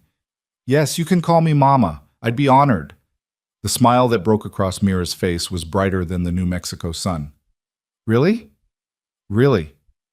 Then can you tuck me in tonight, like a real mama would? Of course, baby girl. Of course I will. Dinner continued with lighter hearts and fuller laughter. After the meal, after the dishes were washed and put away, after the children had scattered to their evening activities, Eliza found herself alone on the back porch, watching the sun set over the distant mountains. Bo joined her there, 2 tin cups in his hands. He offered one to her, Catherine's cup, with its scratched flower, filled with coffee that was actually drinkable this time. Thank you, Eliza said, accepting it gratefully. They stood in comfortable silence for a while, sipping their coffee, watching the sky turn from blue to gold to deep purple. Finally, Bo spoke. They mean it, about calling you Mama. It's not just gratitude talking, or relief that Mira's alive. They've chosen you. All of them, even Matthew. I know, Eliza said softly. I can feel it. And Bo, I need you to know that I take that seriously. I'm not going to leave. I'm not going to let them down. Whatever happens, however long you need me here, I'll stay. Even though this isn't the life you probably imagined for yourself, Bo asked, even though you're caring for another woman's children in another woman's house? This is better than any life I imagined, Eliza said honestly. In my old life, I was broken, defective, worth $1 silver in a public square. Here, I'm needed. I matter. I get to love children who love me back, who chose me not because I could give them life, but because I chose to stay when staying was hard. That's more than I ever thought I'd have. Bo turned to look at her fully, his winter sky eyes reflecting the last of the sunset. You're not defective, Eliza. You never were. Anyone who told you that was a fool. My body can't. Your body isn't what makes you valuable, Bo interrupted gently. Your heart is. Your courage is. The fact that you stayed awake for 24 hours straight fighting for a child who wasn't even yours by blood, that's what makes you valuable. Catherine would have... His voice caught, and he had to pause to collect himself. Catherine would have loved you, would have called you sister, would have been grateful beyond words that her children found you when they needed someone most. Eliza's tears fell freely now, running down her cheeks unchecked. I wish I could have known her. She's here, Bo said, gesturing to the house behind them. In her recipes, in her children, in the way this home was built with love. You're not erasing her, Eliza. You're honoring her, keeping her alive through the life you're giving her children. Thank you, Eliza whispered, for bringing me here, for giving me this chance, for not judging me. Thank you, Bo countered, for staying, for fighting, for loving them, even when they made it hard. They finished their coffee as the last light faded from the sky and the stars began to appear, countless and bright in the clear desert air. And when they finally went inside, when Eliza climbed the stairs to tuck 5 children into bed for the first time as Mama, her heart was fuller than it had ever been. She saved Mira's room for last, the little girl already drowsy but fighting sleep to wait for her promised tucking in. Mama? Mira said as Eliza pulled the covers up around her shoulders. Will you tell me about when you were little? What do you want to know? Everything. I want to know everything about you. So Eliza settled on the edge of the bed and began to tell stories about her own childhood, about her grandmother who'd taught her to braid hair, about the time she'd tried to bake a cake and accidentally used salt instead of sugar. She talked until Mira's eyes drifted closed, until the little girl's breathing evened out into the rhythm of healthy sleep. Good night, baby girl, Eliza whispered, pressing a kiss to Mira's forehead. Sweet dreams. Love you, Mama, Mira mumbled, already more asleep than awake. Love you too, sweetheart. So very much. As Eliza closed the door softly behind her, she found all 4 boys waiting in the hallway, lined up like they'd been rehearsing this moment. "Good night, Mama," they chorused, their voices ranging from James's newly deepening tone to Nathaniel's child treble. "Good night, my boys," Eliza said, her voice thick with emotion. "Sleep well." She made her way to her own room finally, exhausted but content in ways she'd never experienced before. As she changed into her nightgown and settled into bed, she pulled out her mother's locket one last time, looking at the picture of the young, hopeful woman who'd given birth to her. "I found it, Mama," she whispered to the image. "I found where I belong. Not where I was born, and not where I was sold, but here, with these children who chose me, with this man who saw value in me when no one else did. I'm not broken anymore. Or maybe I am, but it doesn't matter here. Here, broken is just another word for human." She closed the locket and set it on the bedside table next to Catherine's cup with its scratched flower. 2 women's legacies side by side, both honored, both cherished. Outside, the desert sang its nightly song. Inside, a house full of healing hearts settled into peaceful sleep. And in the small room at the top of the stairs, Eliza Moreland, no longer Pemberton, but simply Mama, closed her eyes and dreamed of tomorrow. Summer deepened into the kind of heat that made the air shimmer and dance, turning the New Mexico landscape into something that existed between earth and mirage.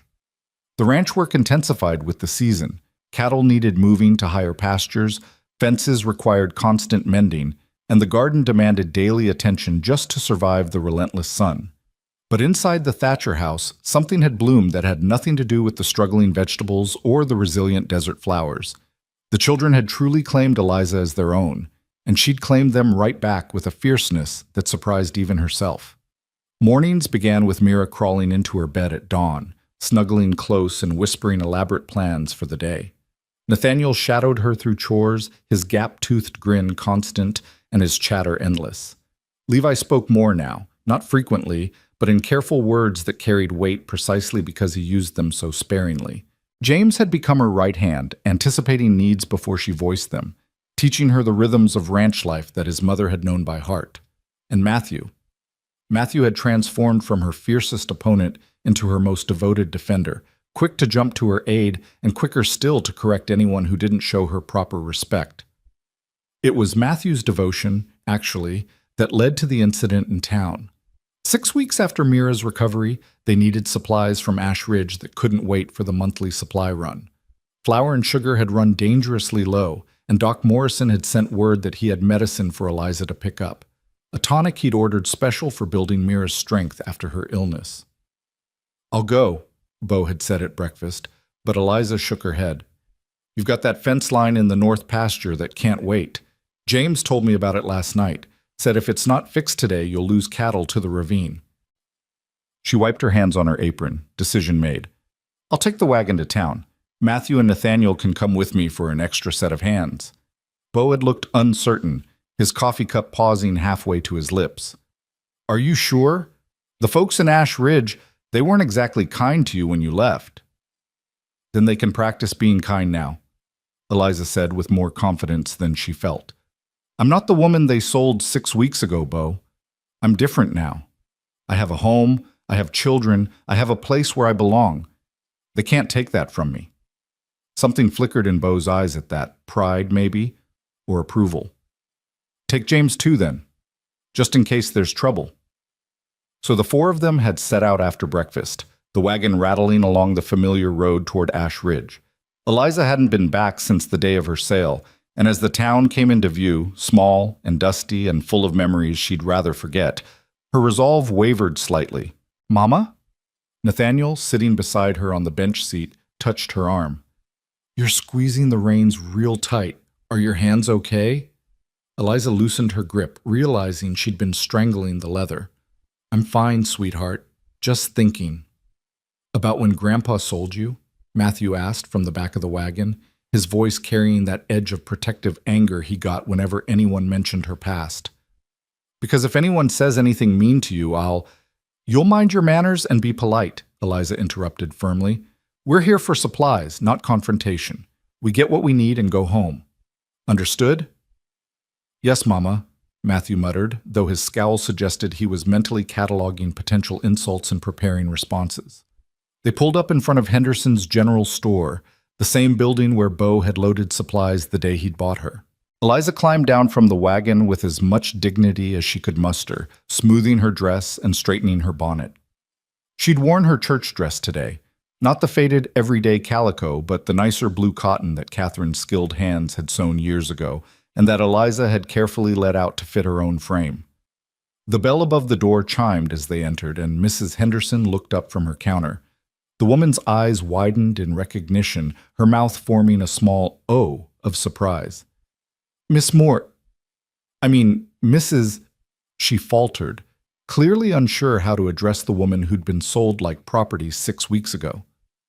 Mrs. Thatcher, James supplied, his young voice carrying unexpected authority. This is our mother now. We need flour, sugar, salt, and whatever else is on this list. He handed over a paper covered in Eliza's careful handwriting.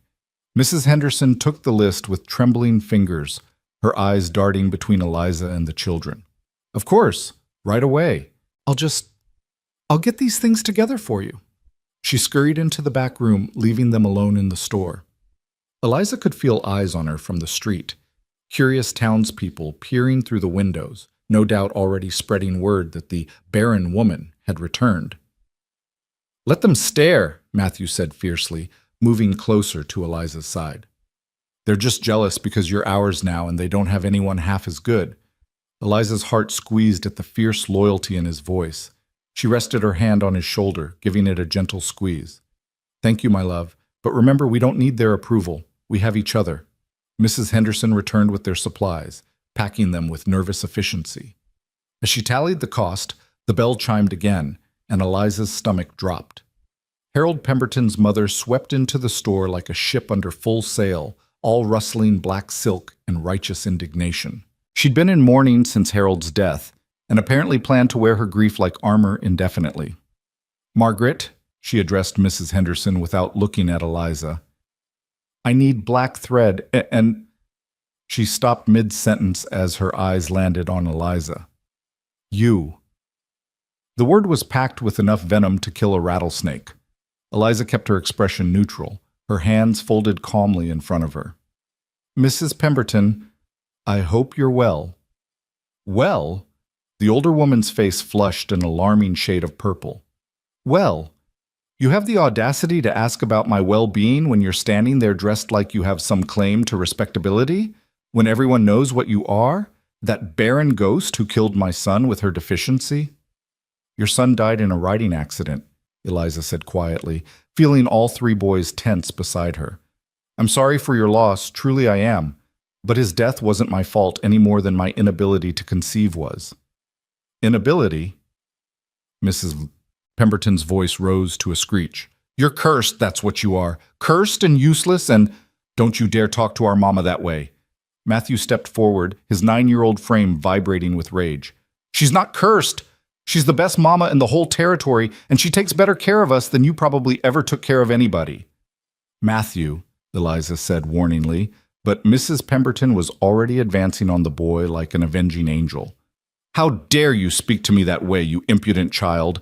Someone should teach you proper respect for your elders. She reached out as if to grab Matthew's ear, but James was suddenly there, inserting himself between the angry woman and his younger brother. At 12, he was nearly as tall as Mrs. Pemberton, and he used every inch of that height now. Don't touch my brother, he said, his voice low and dangerous in a way that reminded Eliza startlingly of Beau. And don't insult our mother. She's worth 10 of anyone in this town, including you. Why, I never... Mrs. Pemberton sputtered. Margaret, are you hearing this? These wild children need discipline. And as for their so-called mother, she's our real mother, Nathaniel piped up, not to be left out. She stayed up all night when Mira was sick and saved her life. What have you ever done that was that brave? Mrs. Henderson, caught in the middle of this confrontation, looked like she wanted the floor to swallow her whole. Perhaps we should all just... I'll tell you what I've done, Mrs. Pemberton cut her off. I've maintained my dignity. I've upheld proper standards. I haven't sold myself to the first man who'd have me for the price of a drink." The slap of those words hung in the air. Eliza felt her carefully maintained composure crack slightly, felt the old shame trying to worm its way back into her heart. But before she could respond, before she could defend herself, all three boys were talking at once. "Pa paid $1 because that's all she was worth to this terrible town. He saved her from you awful people. She's the best thing that ever happened to us." "Boys," Eliza said, her voice cutting through their passionate defense, "that's enough. Thank you for standing up for me, but I can fight my own battles." She turned to face Mrs. Pemberton fully, drawing herself up to her full height. "You're right about one thing. Bo Thatcher bought me for $1 in a public square. Do you know why he only paid $1? Mrs. Pemberton's mouth worked soundlessly. "Because no one else bid," Eliza continued, her voice steady and clear. "Because every person in this town had already decided I was worthless based on something I couldn't control. But Bo Thatcher, he saw something different. He saw someone who could love his children, who could keep his home, who could show up every single day and do the work that matters. And I have. Every day for 6 weeks, I've proven that my worth has nothing to do with my womb and everything to do with my heart." She took a step closer to Mrs. Pemberton, and the older woman actually backed up slightly. "So you can call me cursed, you can call me barren, you can call me whatever you want, but those boys standing behind me, they call me Mama, and their sister who's home resting because I fought through a night of fever to save her life. She calls me Mama, too.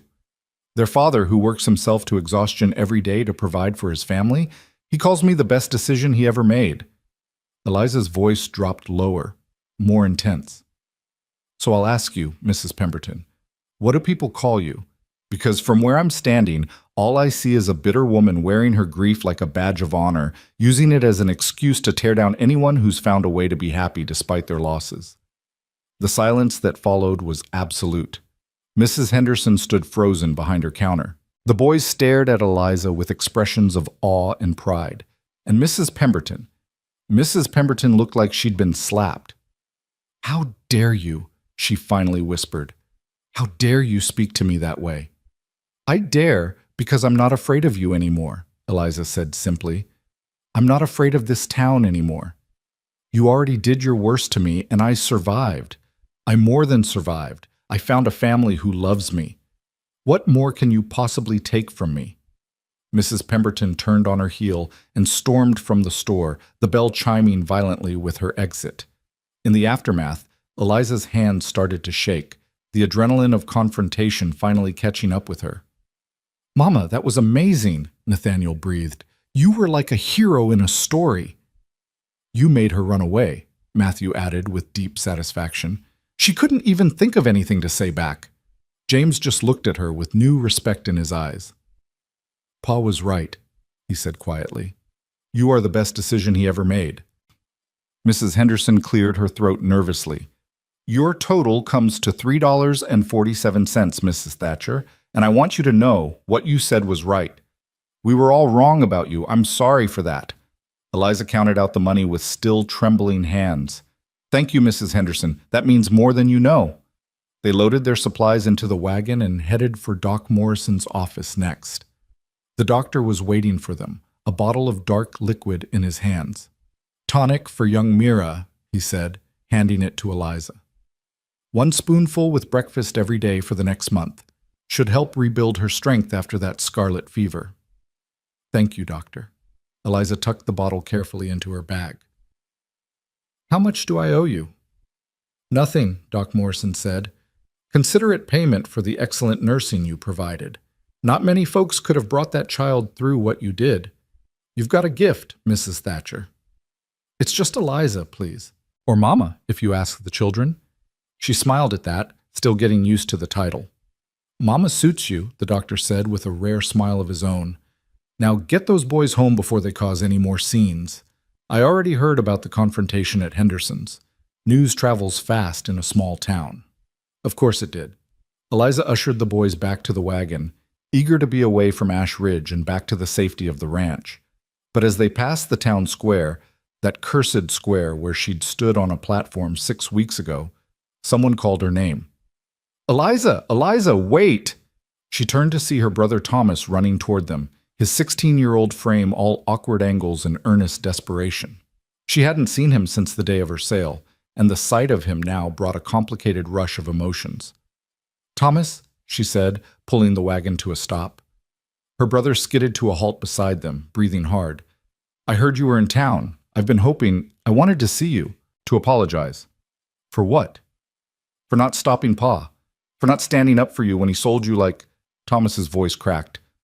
"I should have done something. I should have protected you." Eliza climbed down from the wagon, leaving the boys watching with intense curiosity. She approached her little brother, not so little anymore, and saw the guilt eating him alive. "Thomas, you were 15 years old. What could you have done?" "Something. Anything. I could have told Pa I wouldn't let him do it. I could have made a scene, brought attention to how wrong it was. I could have—" He stopped, swallowing hard. "You're my sister, Eliza. I loved you. I still love you. And I let them sell you." "You didn't let them do anything," Eliza said gently. "Pa made his choice, and Ma supported it, and that was that. You couldn't have stopped them any more than I could have." "Are you happy?" Thomas asked suddenly, looking past her to the boys in the wagon. "With the Thatchers? Are they treating you well?"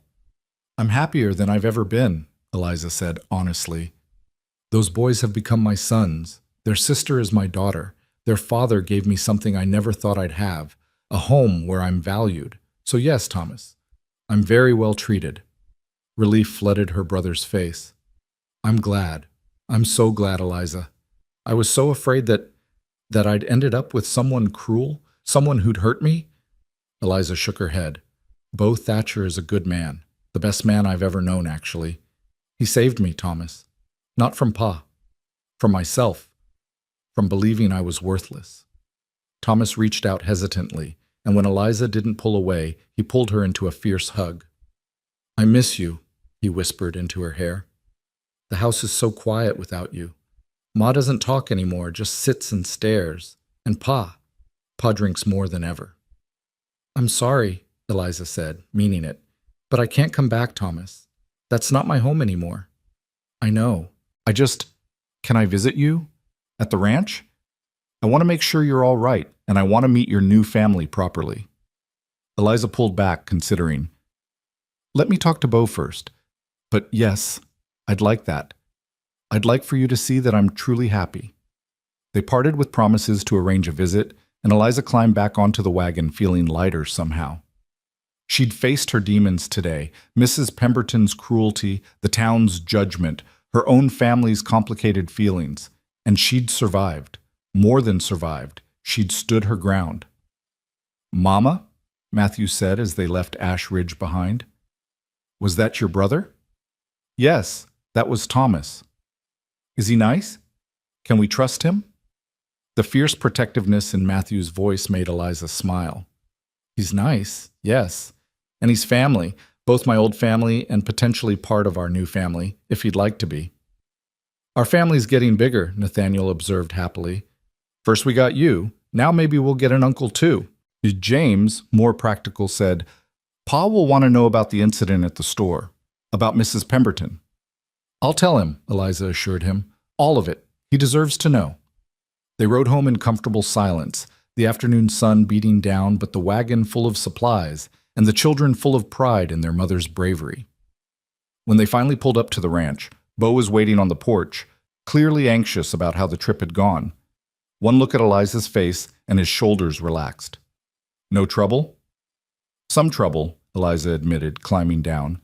"But nothing we couldn't handle. Boys, help unload these supplies. Your father and I need to talk." The boys scattered with the efficiency of well-trained soldiers, and Eliza followed Beau around to the back of the house where they could have privacy. She told him everything. Mrs. Pemberton's venom, the boys' fierce defense, her own confrontation with the older woman, and finally, the unexpected reunion with Thomas. Beau listened in silence, his face unreadable. When she finished, he was quiet for a long moment, staring out at the distant mountains. "I should have gone with you," he said finally. "I needed to do this myself," Eliza countered. "I needed to prove to them and to myself that I'm not the broken woman they sold 6 weeks ago." "You were never broken," Beau said, turning to look at her with those winter sky eyes. but I understand needing to prove it to yourself." He paused. "Your brother, do you want him to visit? If it's all right with you, he's the only family I have left who doesn't think I'm cursed." "Of course it's all right. This is your home, Eliza. You can invite whoever you want." Bo hesitated, then added, "The boys defended you well." "Like little warriors," Eliza agreed with a smile. "They were ready to take on the whole town for my honor." "They love you." "I love them too, more than I ever thought possible." Something shifted in Bo's expression at that, something she couldn't quite name. He took a step closer, close enough that she could feel the warmth radiating from his sun-heated skin. "Eliza, I need to tell you something.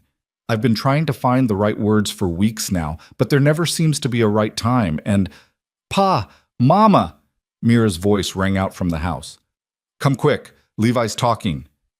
They rushed inside to find all 5 children gathered in the main room, staring at Levi with expressions of shock and delight.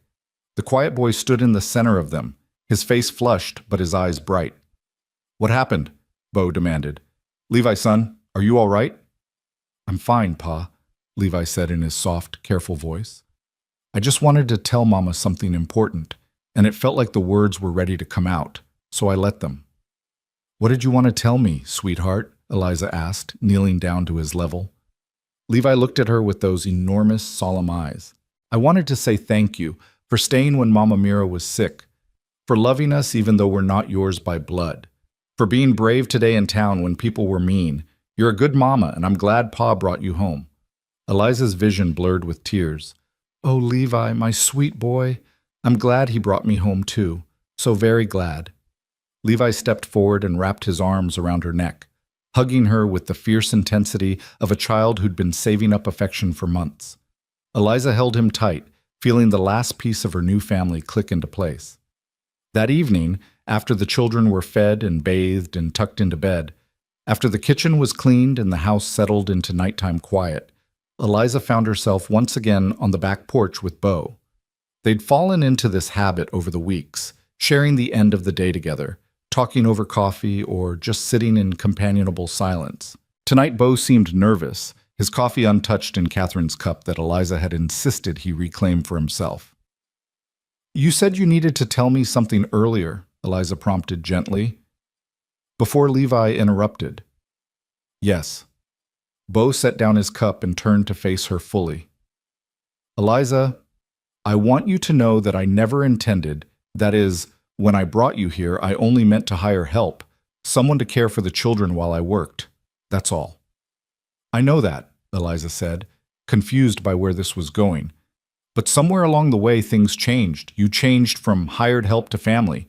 The children changed from tolerating you to loving you. And I—" He stopped, running a hand through his hair in frustration. "I'm making a mess of this." "Bo, just say what you need to say." He met her eyes, and the intensity in his gaze made her breath catch. "I'm not ready to marry again. Maybe I never will be. Catherine she was everything to me, and losing her nearly destroyed me. I can't imagine trying to build that kind of love again." Eliza's heart sank, even though she'd never dared to hope for anything beyond what they already had. "I understand. But," Bo continued, reaching out to take her hand, "I want you to know that you're not just hired help anymore.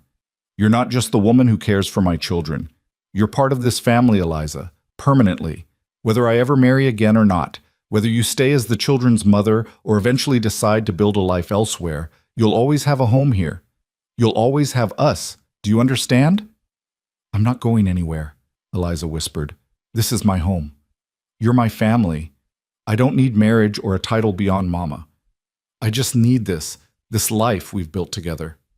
Relief flooded Bo's face. "Good. That's good. I just needed you to know that you're secure here, that I'm not going to suddenly decide I don't need you anymore, or that you've fulfilled your purpose and can leave. You're ours, Eliza, for as long as you want to be." "Forever then," Eliza said, squeezing his hand. "I want to be yours forever."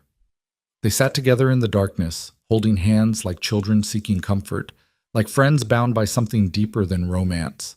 And overhead, the stars wheeled in their ancient patterns, bearing witness to a family that had been broken and was slowly, painfully, beautifully healing itself back together.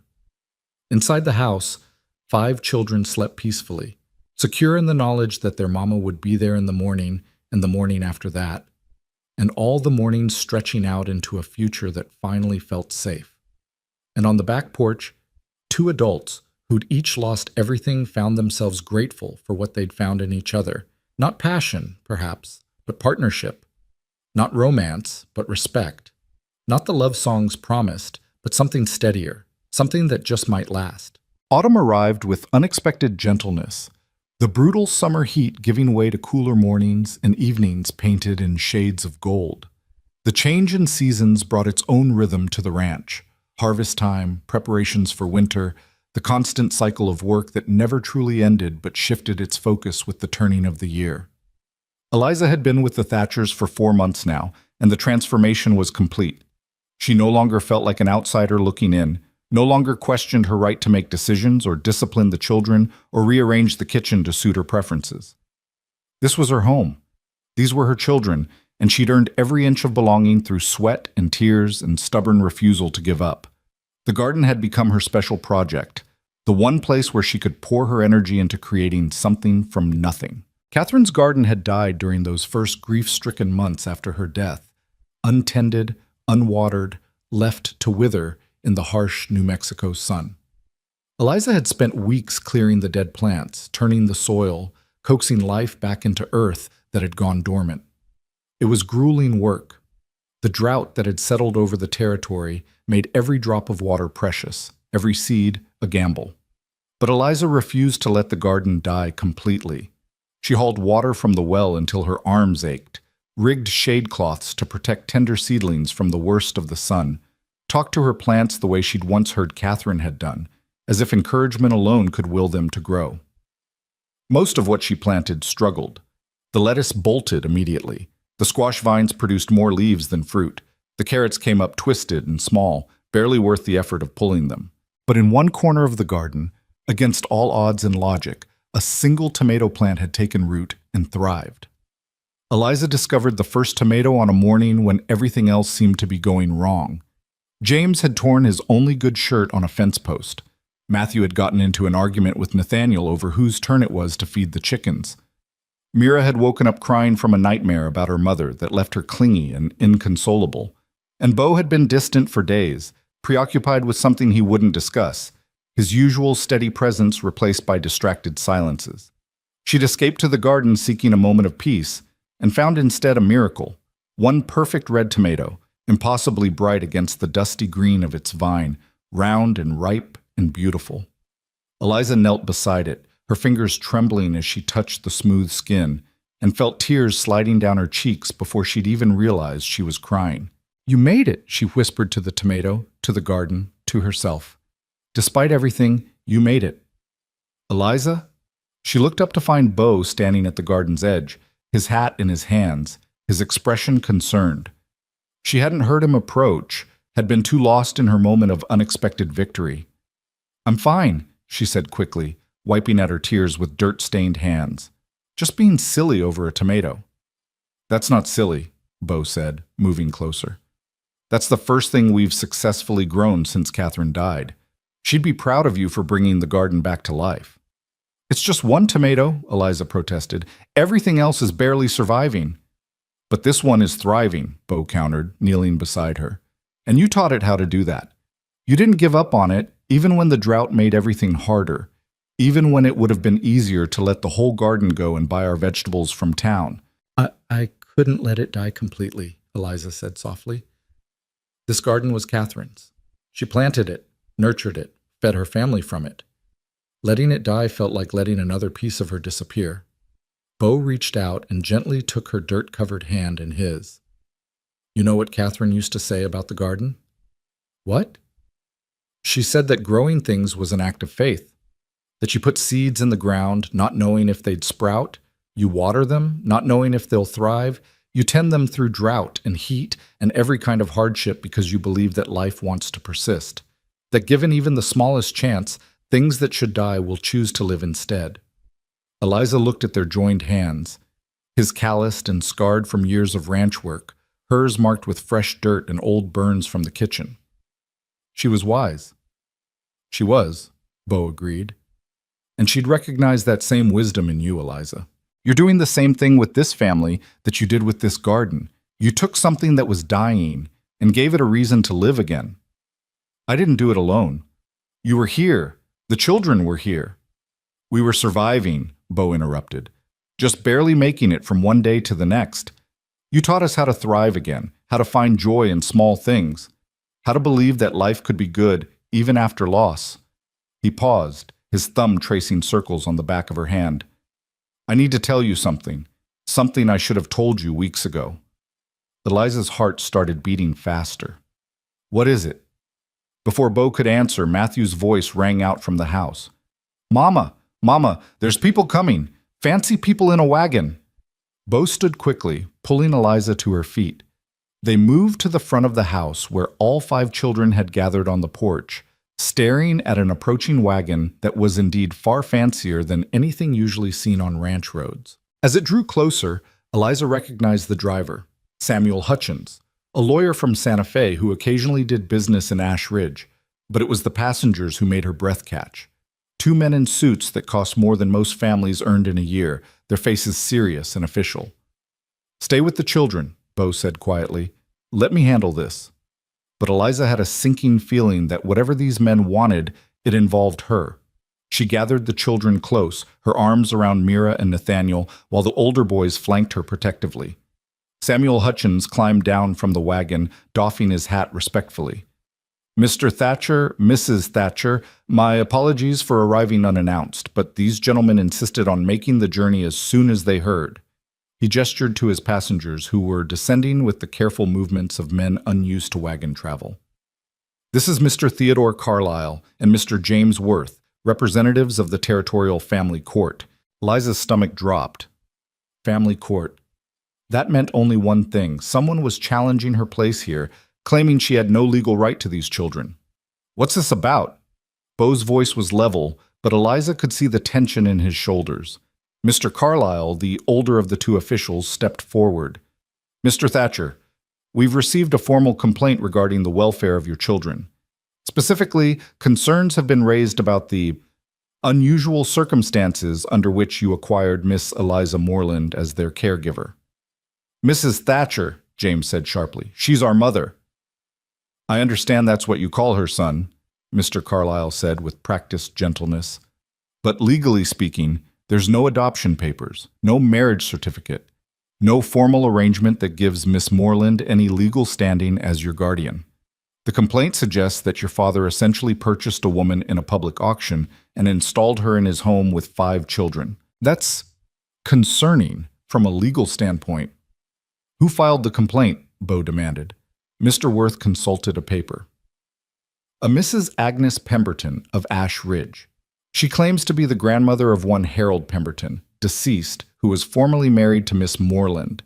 She's arguing that a woman who was sold like property, who failed to produce children in a legitimate marriage, has no business raising children unsupervised. That's a lie, Matthew shouted. Mama's the best. She saved Mira's life. She takes care of us better than anyone. Matthew, inside, Eliza said quietly. All of you, inside the house. But Mama, inside now. Let your father and me handle this. The children reluctantly obeyed, though she could see faces pressed against the windows immediately, watching with fearful eyes. Once they were gone, Eliza turned to face the officials with her head held high. Mrs. Pemberton has never forgiven me for not giving her grandchildren, she said clearly. Her son's death was convenient ammunition, but this isn't about my fitness as a mother. This is about revenge for not fulfilling her expectations. Be that as it may, Mr. Carlyle said, we're obligated to investigate any formal complaint regarding child welfare. We'll need to inspect the home, interview the children, and assess whether they're being properly cared for. Of course, Bo said tightly. You're welcome to inspect whatever you need, but I want it on record that Eliza has been the best thing to happen to this family since my wife died. My children love her. She's transformed our home, and if you try to take her from us, you'll have a fight on your hands. No one's talking about taking anyone anywhere yet, Mr. Thatcher, Samuel Hutchins interjected. Let's all take a breath and handle this professionally. The next 2 hours were excruciating. The officials went through every room of the house, making notes about cleanliness and organization. They checked the children's sleeping arrangements, examined their clothes for signs of wear or neglect, looked through the pantry to assess food supplies. They questioned each child separately, asking about their daily routines, whether they were happy, whether they felt safe, whether Eliza had ever mistreated them in any way. Eliza stood in the kitchen the whole time, her hands gripped so tightly together that her knuckles had gone white. Bo stayed close, a solid presence at her shoulder, but even his support couldn't calm the terror rising in her chest. They were going to take her away. She'd finally found a home, a family, a purpose, and it was going to be ripped from her because of one bitter woman's vendetta. When the officials finally emerged, the children trailing behind them with tear-stained faces, Mr. Carlyle's expression was unreadable. "Based on our investigation," he said formally, "we've found the following. The home is exceptionally well maintained. The children are clean, well-fed, and properly clothed. They show no signs of physical abuse or neglect. In fact, they appear to be thriving under Miss Moreland's care." Relief flooded through Eliza so powerfully she nearly collapsed. Bo's hand steadied her elbow. "However," Mr. Carlyle continued, and the relief turned to ice, "the legal irregularity of the situation remains concerning. Miss Moreland has no formal standing as these children's guardian. If something were to happen to you, Mr. Thatcher, she'd have no legal claim to them. They could be taken by relatives, sent to an orphanage, or distributed among other families. That's not a stable situation for children who've already lost one parent." "Then tell me what I need to do to fix it," Bo said urgently. "Whatever legal paperwork you need, whatever arrangements have to be made, I'll do it. Just tell me how to protect her place in this family." Mr. Worth and Mr. Carlyle exchanged glances. "The simplest solution would be marriage," Mr. Worth said. "If Miss Moreland were your legal wife, her position as the children's mother would be unassailable. No one could challenge it." "Then we'll marry," Bo said without hesitation. Eliza's heart stopped. "Bo, no, you said you weren't ready. You said you might never be ready." "I also said you were part of this family permanently," Bo countered, turning to face her. "I meant that, Eliza. If marrying you is what it takes to keep you here, to protect you from people like Agnes Pemberton, then that's what we'll do." "But that's not— You can't marry me just to satisfy a legal technicality," Eliza protested. "You loved Catherine. You said you couldn't imagine building that kind of love again. I won't trap you in a loveless marriage just because some spiteful woman filed a complaint." "Who said anything about loveless?" Bo asked quietly. The world seemed to tilt. Eliza stared at him, unable to process what he was suggesting. "What?" "I loved Catherine," Bo said, his winter sky eyes holding hers with an intensity that made her forget anyone else was present. "I'll always love Catherine. She was my first love, the mother of my children, the woman who built this home. But Eliza, somewhere in the last 4 months, I've come to love you too. Differently, maybe. Not the same passionate rush I felt at 20, but something steadier. Something that feels like coming home after a long day, like coffee on a cold morning, like a tomato that shouldn't grow but does anyway," Eliza whispered, understanding flooding through her. "Exactly like that," Bo agreed. "You took root in impossible soil, Eliza. In a house full of grief. In a family that was barely surviving. In a man who thought he'd never feel anything but loss again. And despite everything, you thrived. You made us thrive. And I don't want to imagine a life without you in it." "Ma, I love you too," Eliza said, the words spilling out before she could second-guess them. "I didn't mean to. I wasn't supposed to. But I do. I love you, and I love those children, and I love this life we've built together." "Then marry me," Bo said, "not because the law requires it, though that's convenient. Not because you need legal protection, though you do. Marry me because I'm asking you to, because I want you as my partner in everything, because I choose you every single day, and I want the world to know it." "Yes," Eliza breathed. "Yes. Of course, yes." The kiss that followed was witnessed by 2 officials, 1 lawyer, and 5 children pressed against the windows, and it was perfect, gentle, and certain, and full of promise. Mr. Carlyle cleared his throat loudly. "Well, that was efficient. I assume you'll want us to perform the ceremony. We have the authority to marry couples in emergency circumstances, and I'd say this qualifies."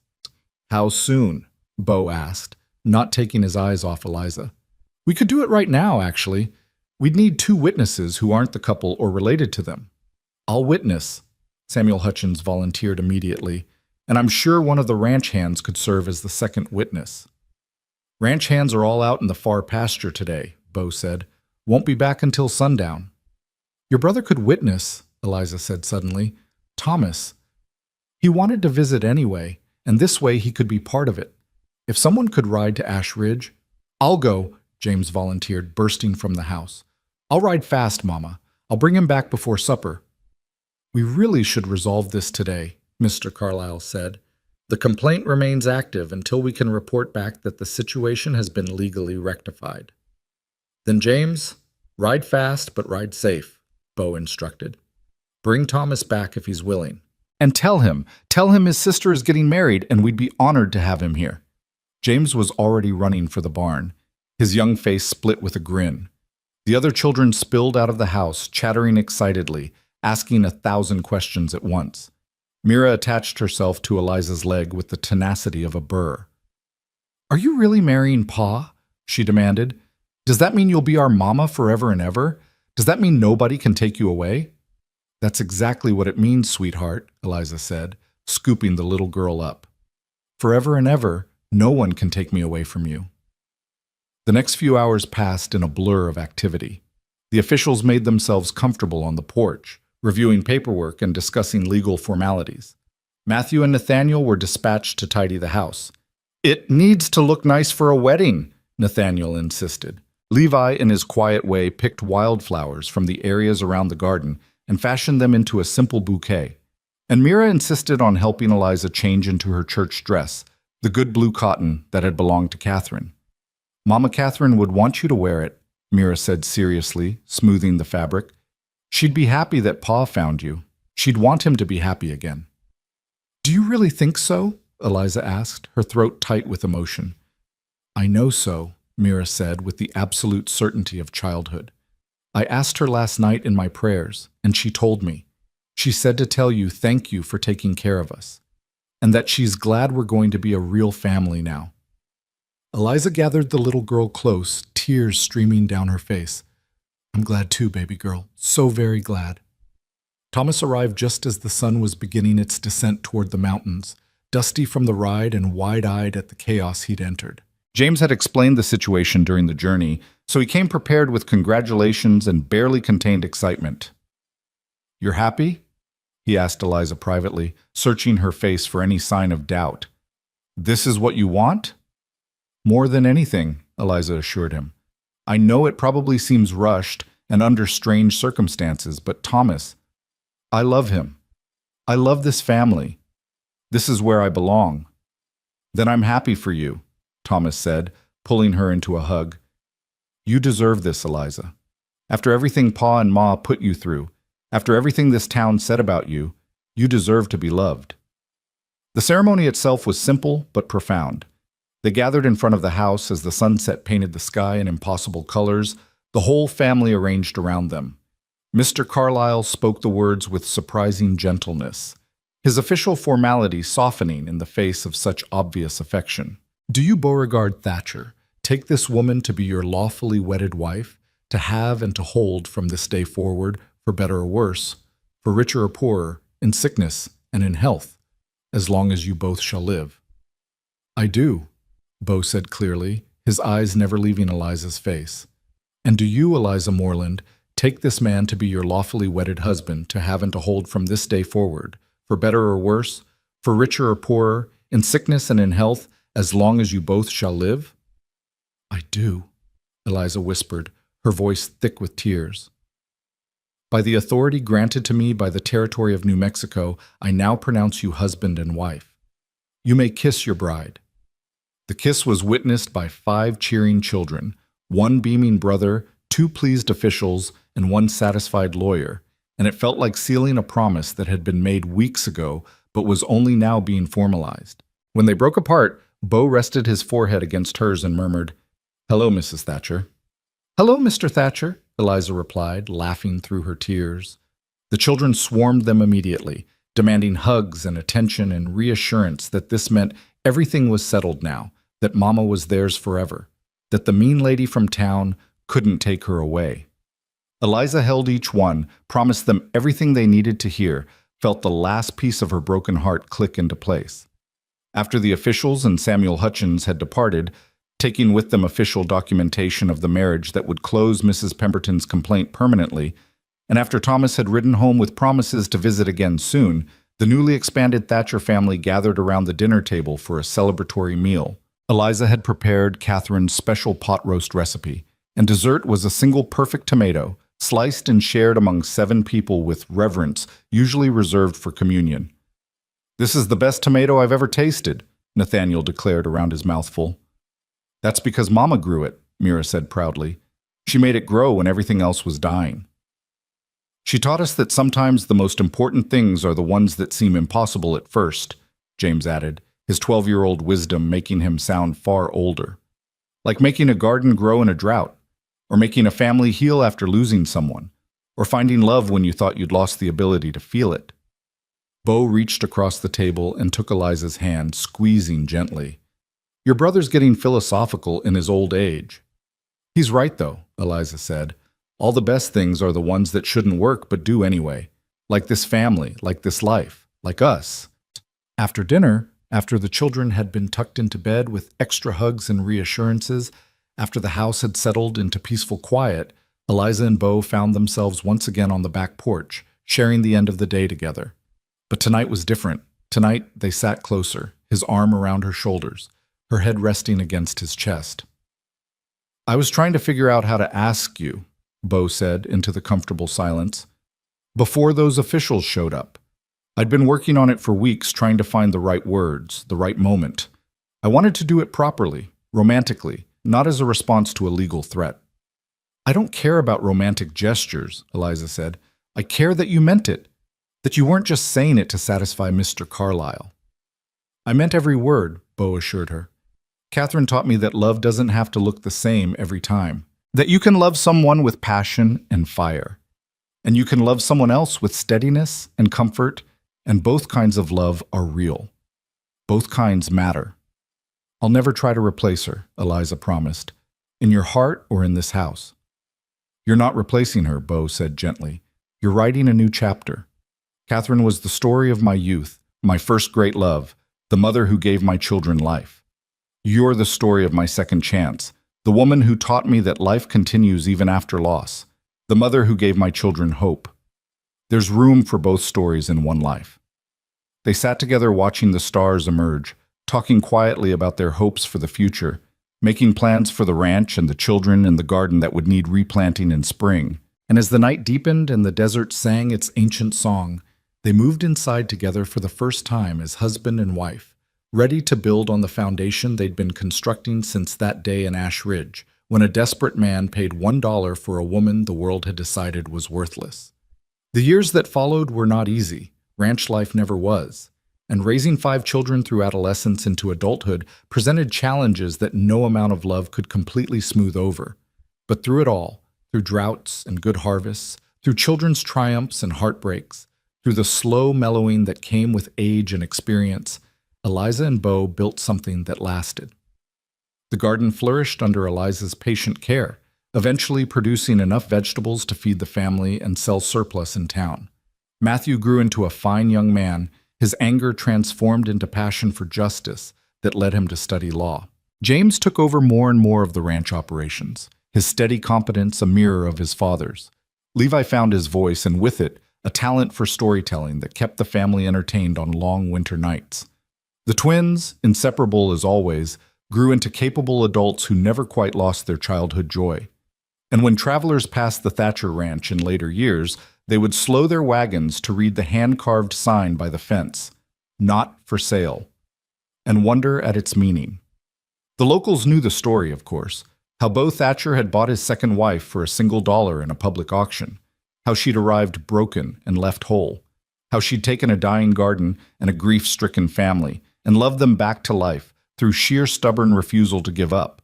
Some said the sign referred to the ranch itself, a declaration that no amount of money could convince the Thatchers to abandon the land they'd worked so hard to maintain. Others claimed it was about the garden, about Eliza's fierce protection of the space she'd brought back from the dead. A few romantic souls insisted it was about love itself, a reminder that the best things in life, once freely chosen, could never be bought or sold. They were all right, in their way. On summer evenings, long after the children had grown and started families of their own, Eliza and Beau could still be found on that back porch, gray-haired and weathered, but content in ways that had nothing to do with ease and everything to do with choosing each other every day for decades. They'd share coffee from the old tin cups, Catherine's with its scratched flower, and Eliza's that Levi had given her that first week, and talk about the day's work and the grandchildren's latest adventures, and whether the garden would need extra water tomorrow. And sometimes when the light was right and the evening air carried the scent of tomatoes ripening in the garden, Eliza would remember standing on that platform in Ash Ridge, being sold like cattle, believing her life was over. She'd remember the tall rancher who'd stepped forward with a single silver dollar and a promise that she wouldn't be judged anymore. She'd remember 5 grieving children who'd taught her that family was a choice, not an accident of biology. And she'd remember the moment she'd understood that broken things could still grow, that impossible soil could still nurture life, that a woman worth $1 could become priceless through the simple act of staying. "What are you thinking about?" Beau would ask, seeing that distant look in her eyes. "Just grateful," Eliza would reply, taking his hand. "Grateful for the man who saw value where others saw only deficiency. Grateful for the children who taught me that love multiplies instead of divides. Grateful for a single tomato that reminded me that not everything worth keeping comes easy. But it does come," Beau would finish, squeezing her hand. "Yes," Eliza would agree, watching the sun set over the land they'd built a life on together. "Eventually, it comes." And in the garden, where Catherine's hands had first broken ground and Eliza's had coaxed it back to life, tomatoes grew wild and bright, bearing fruit long past the season when such things should have withered and died. Because that's what love did, in the end. It made impossible things possible. It nurtured life in the harshest conditions. It transformed one silver dollar into riches beyond measure. The sign by the fence, "Not for sale," stood for generations, its meaning clear to anyone who cared to understand. Some things, once freely chosen and faithfully tended, become so valuable that no price could ever purchase them. Not land, not gardens, not family, and certainly not love.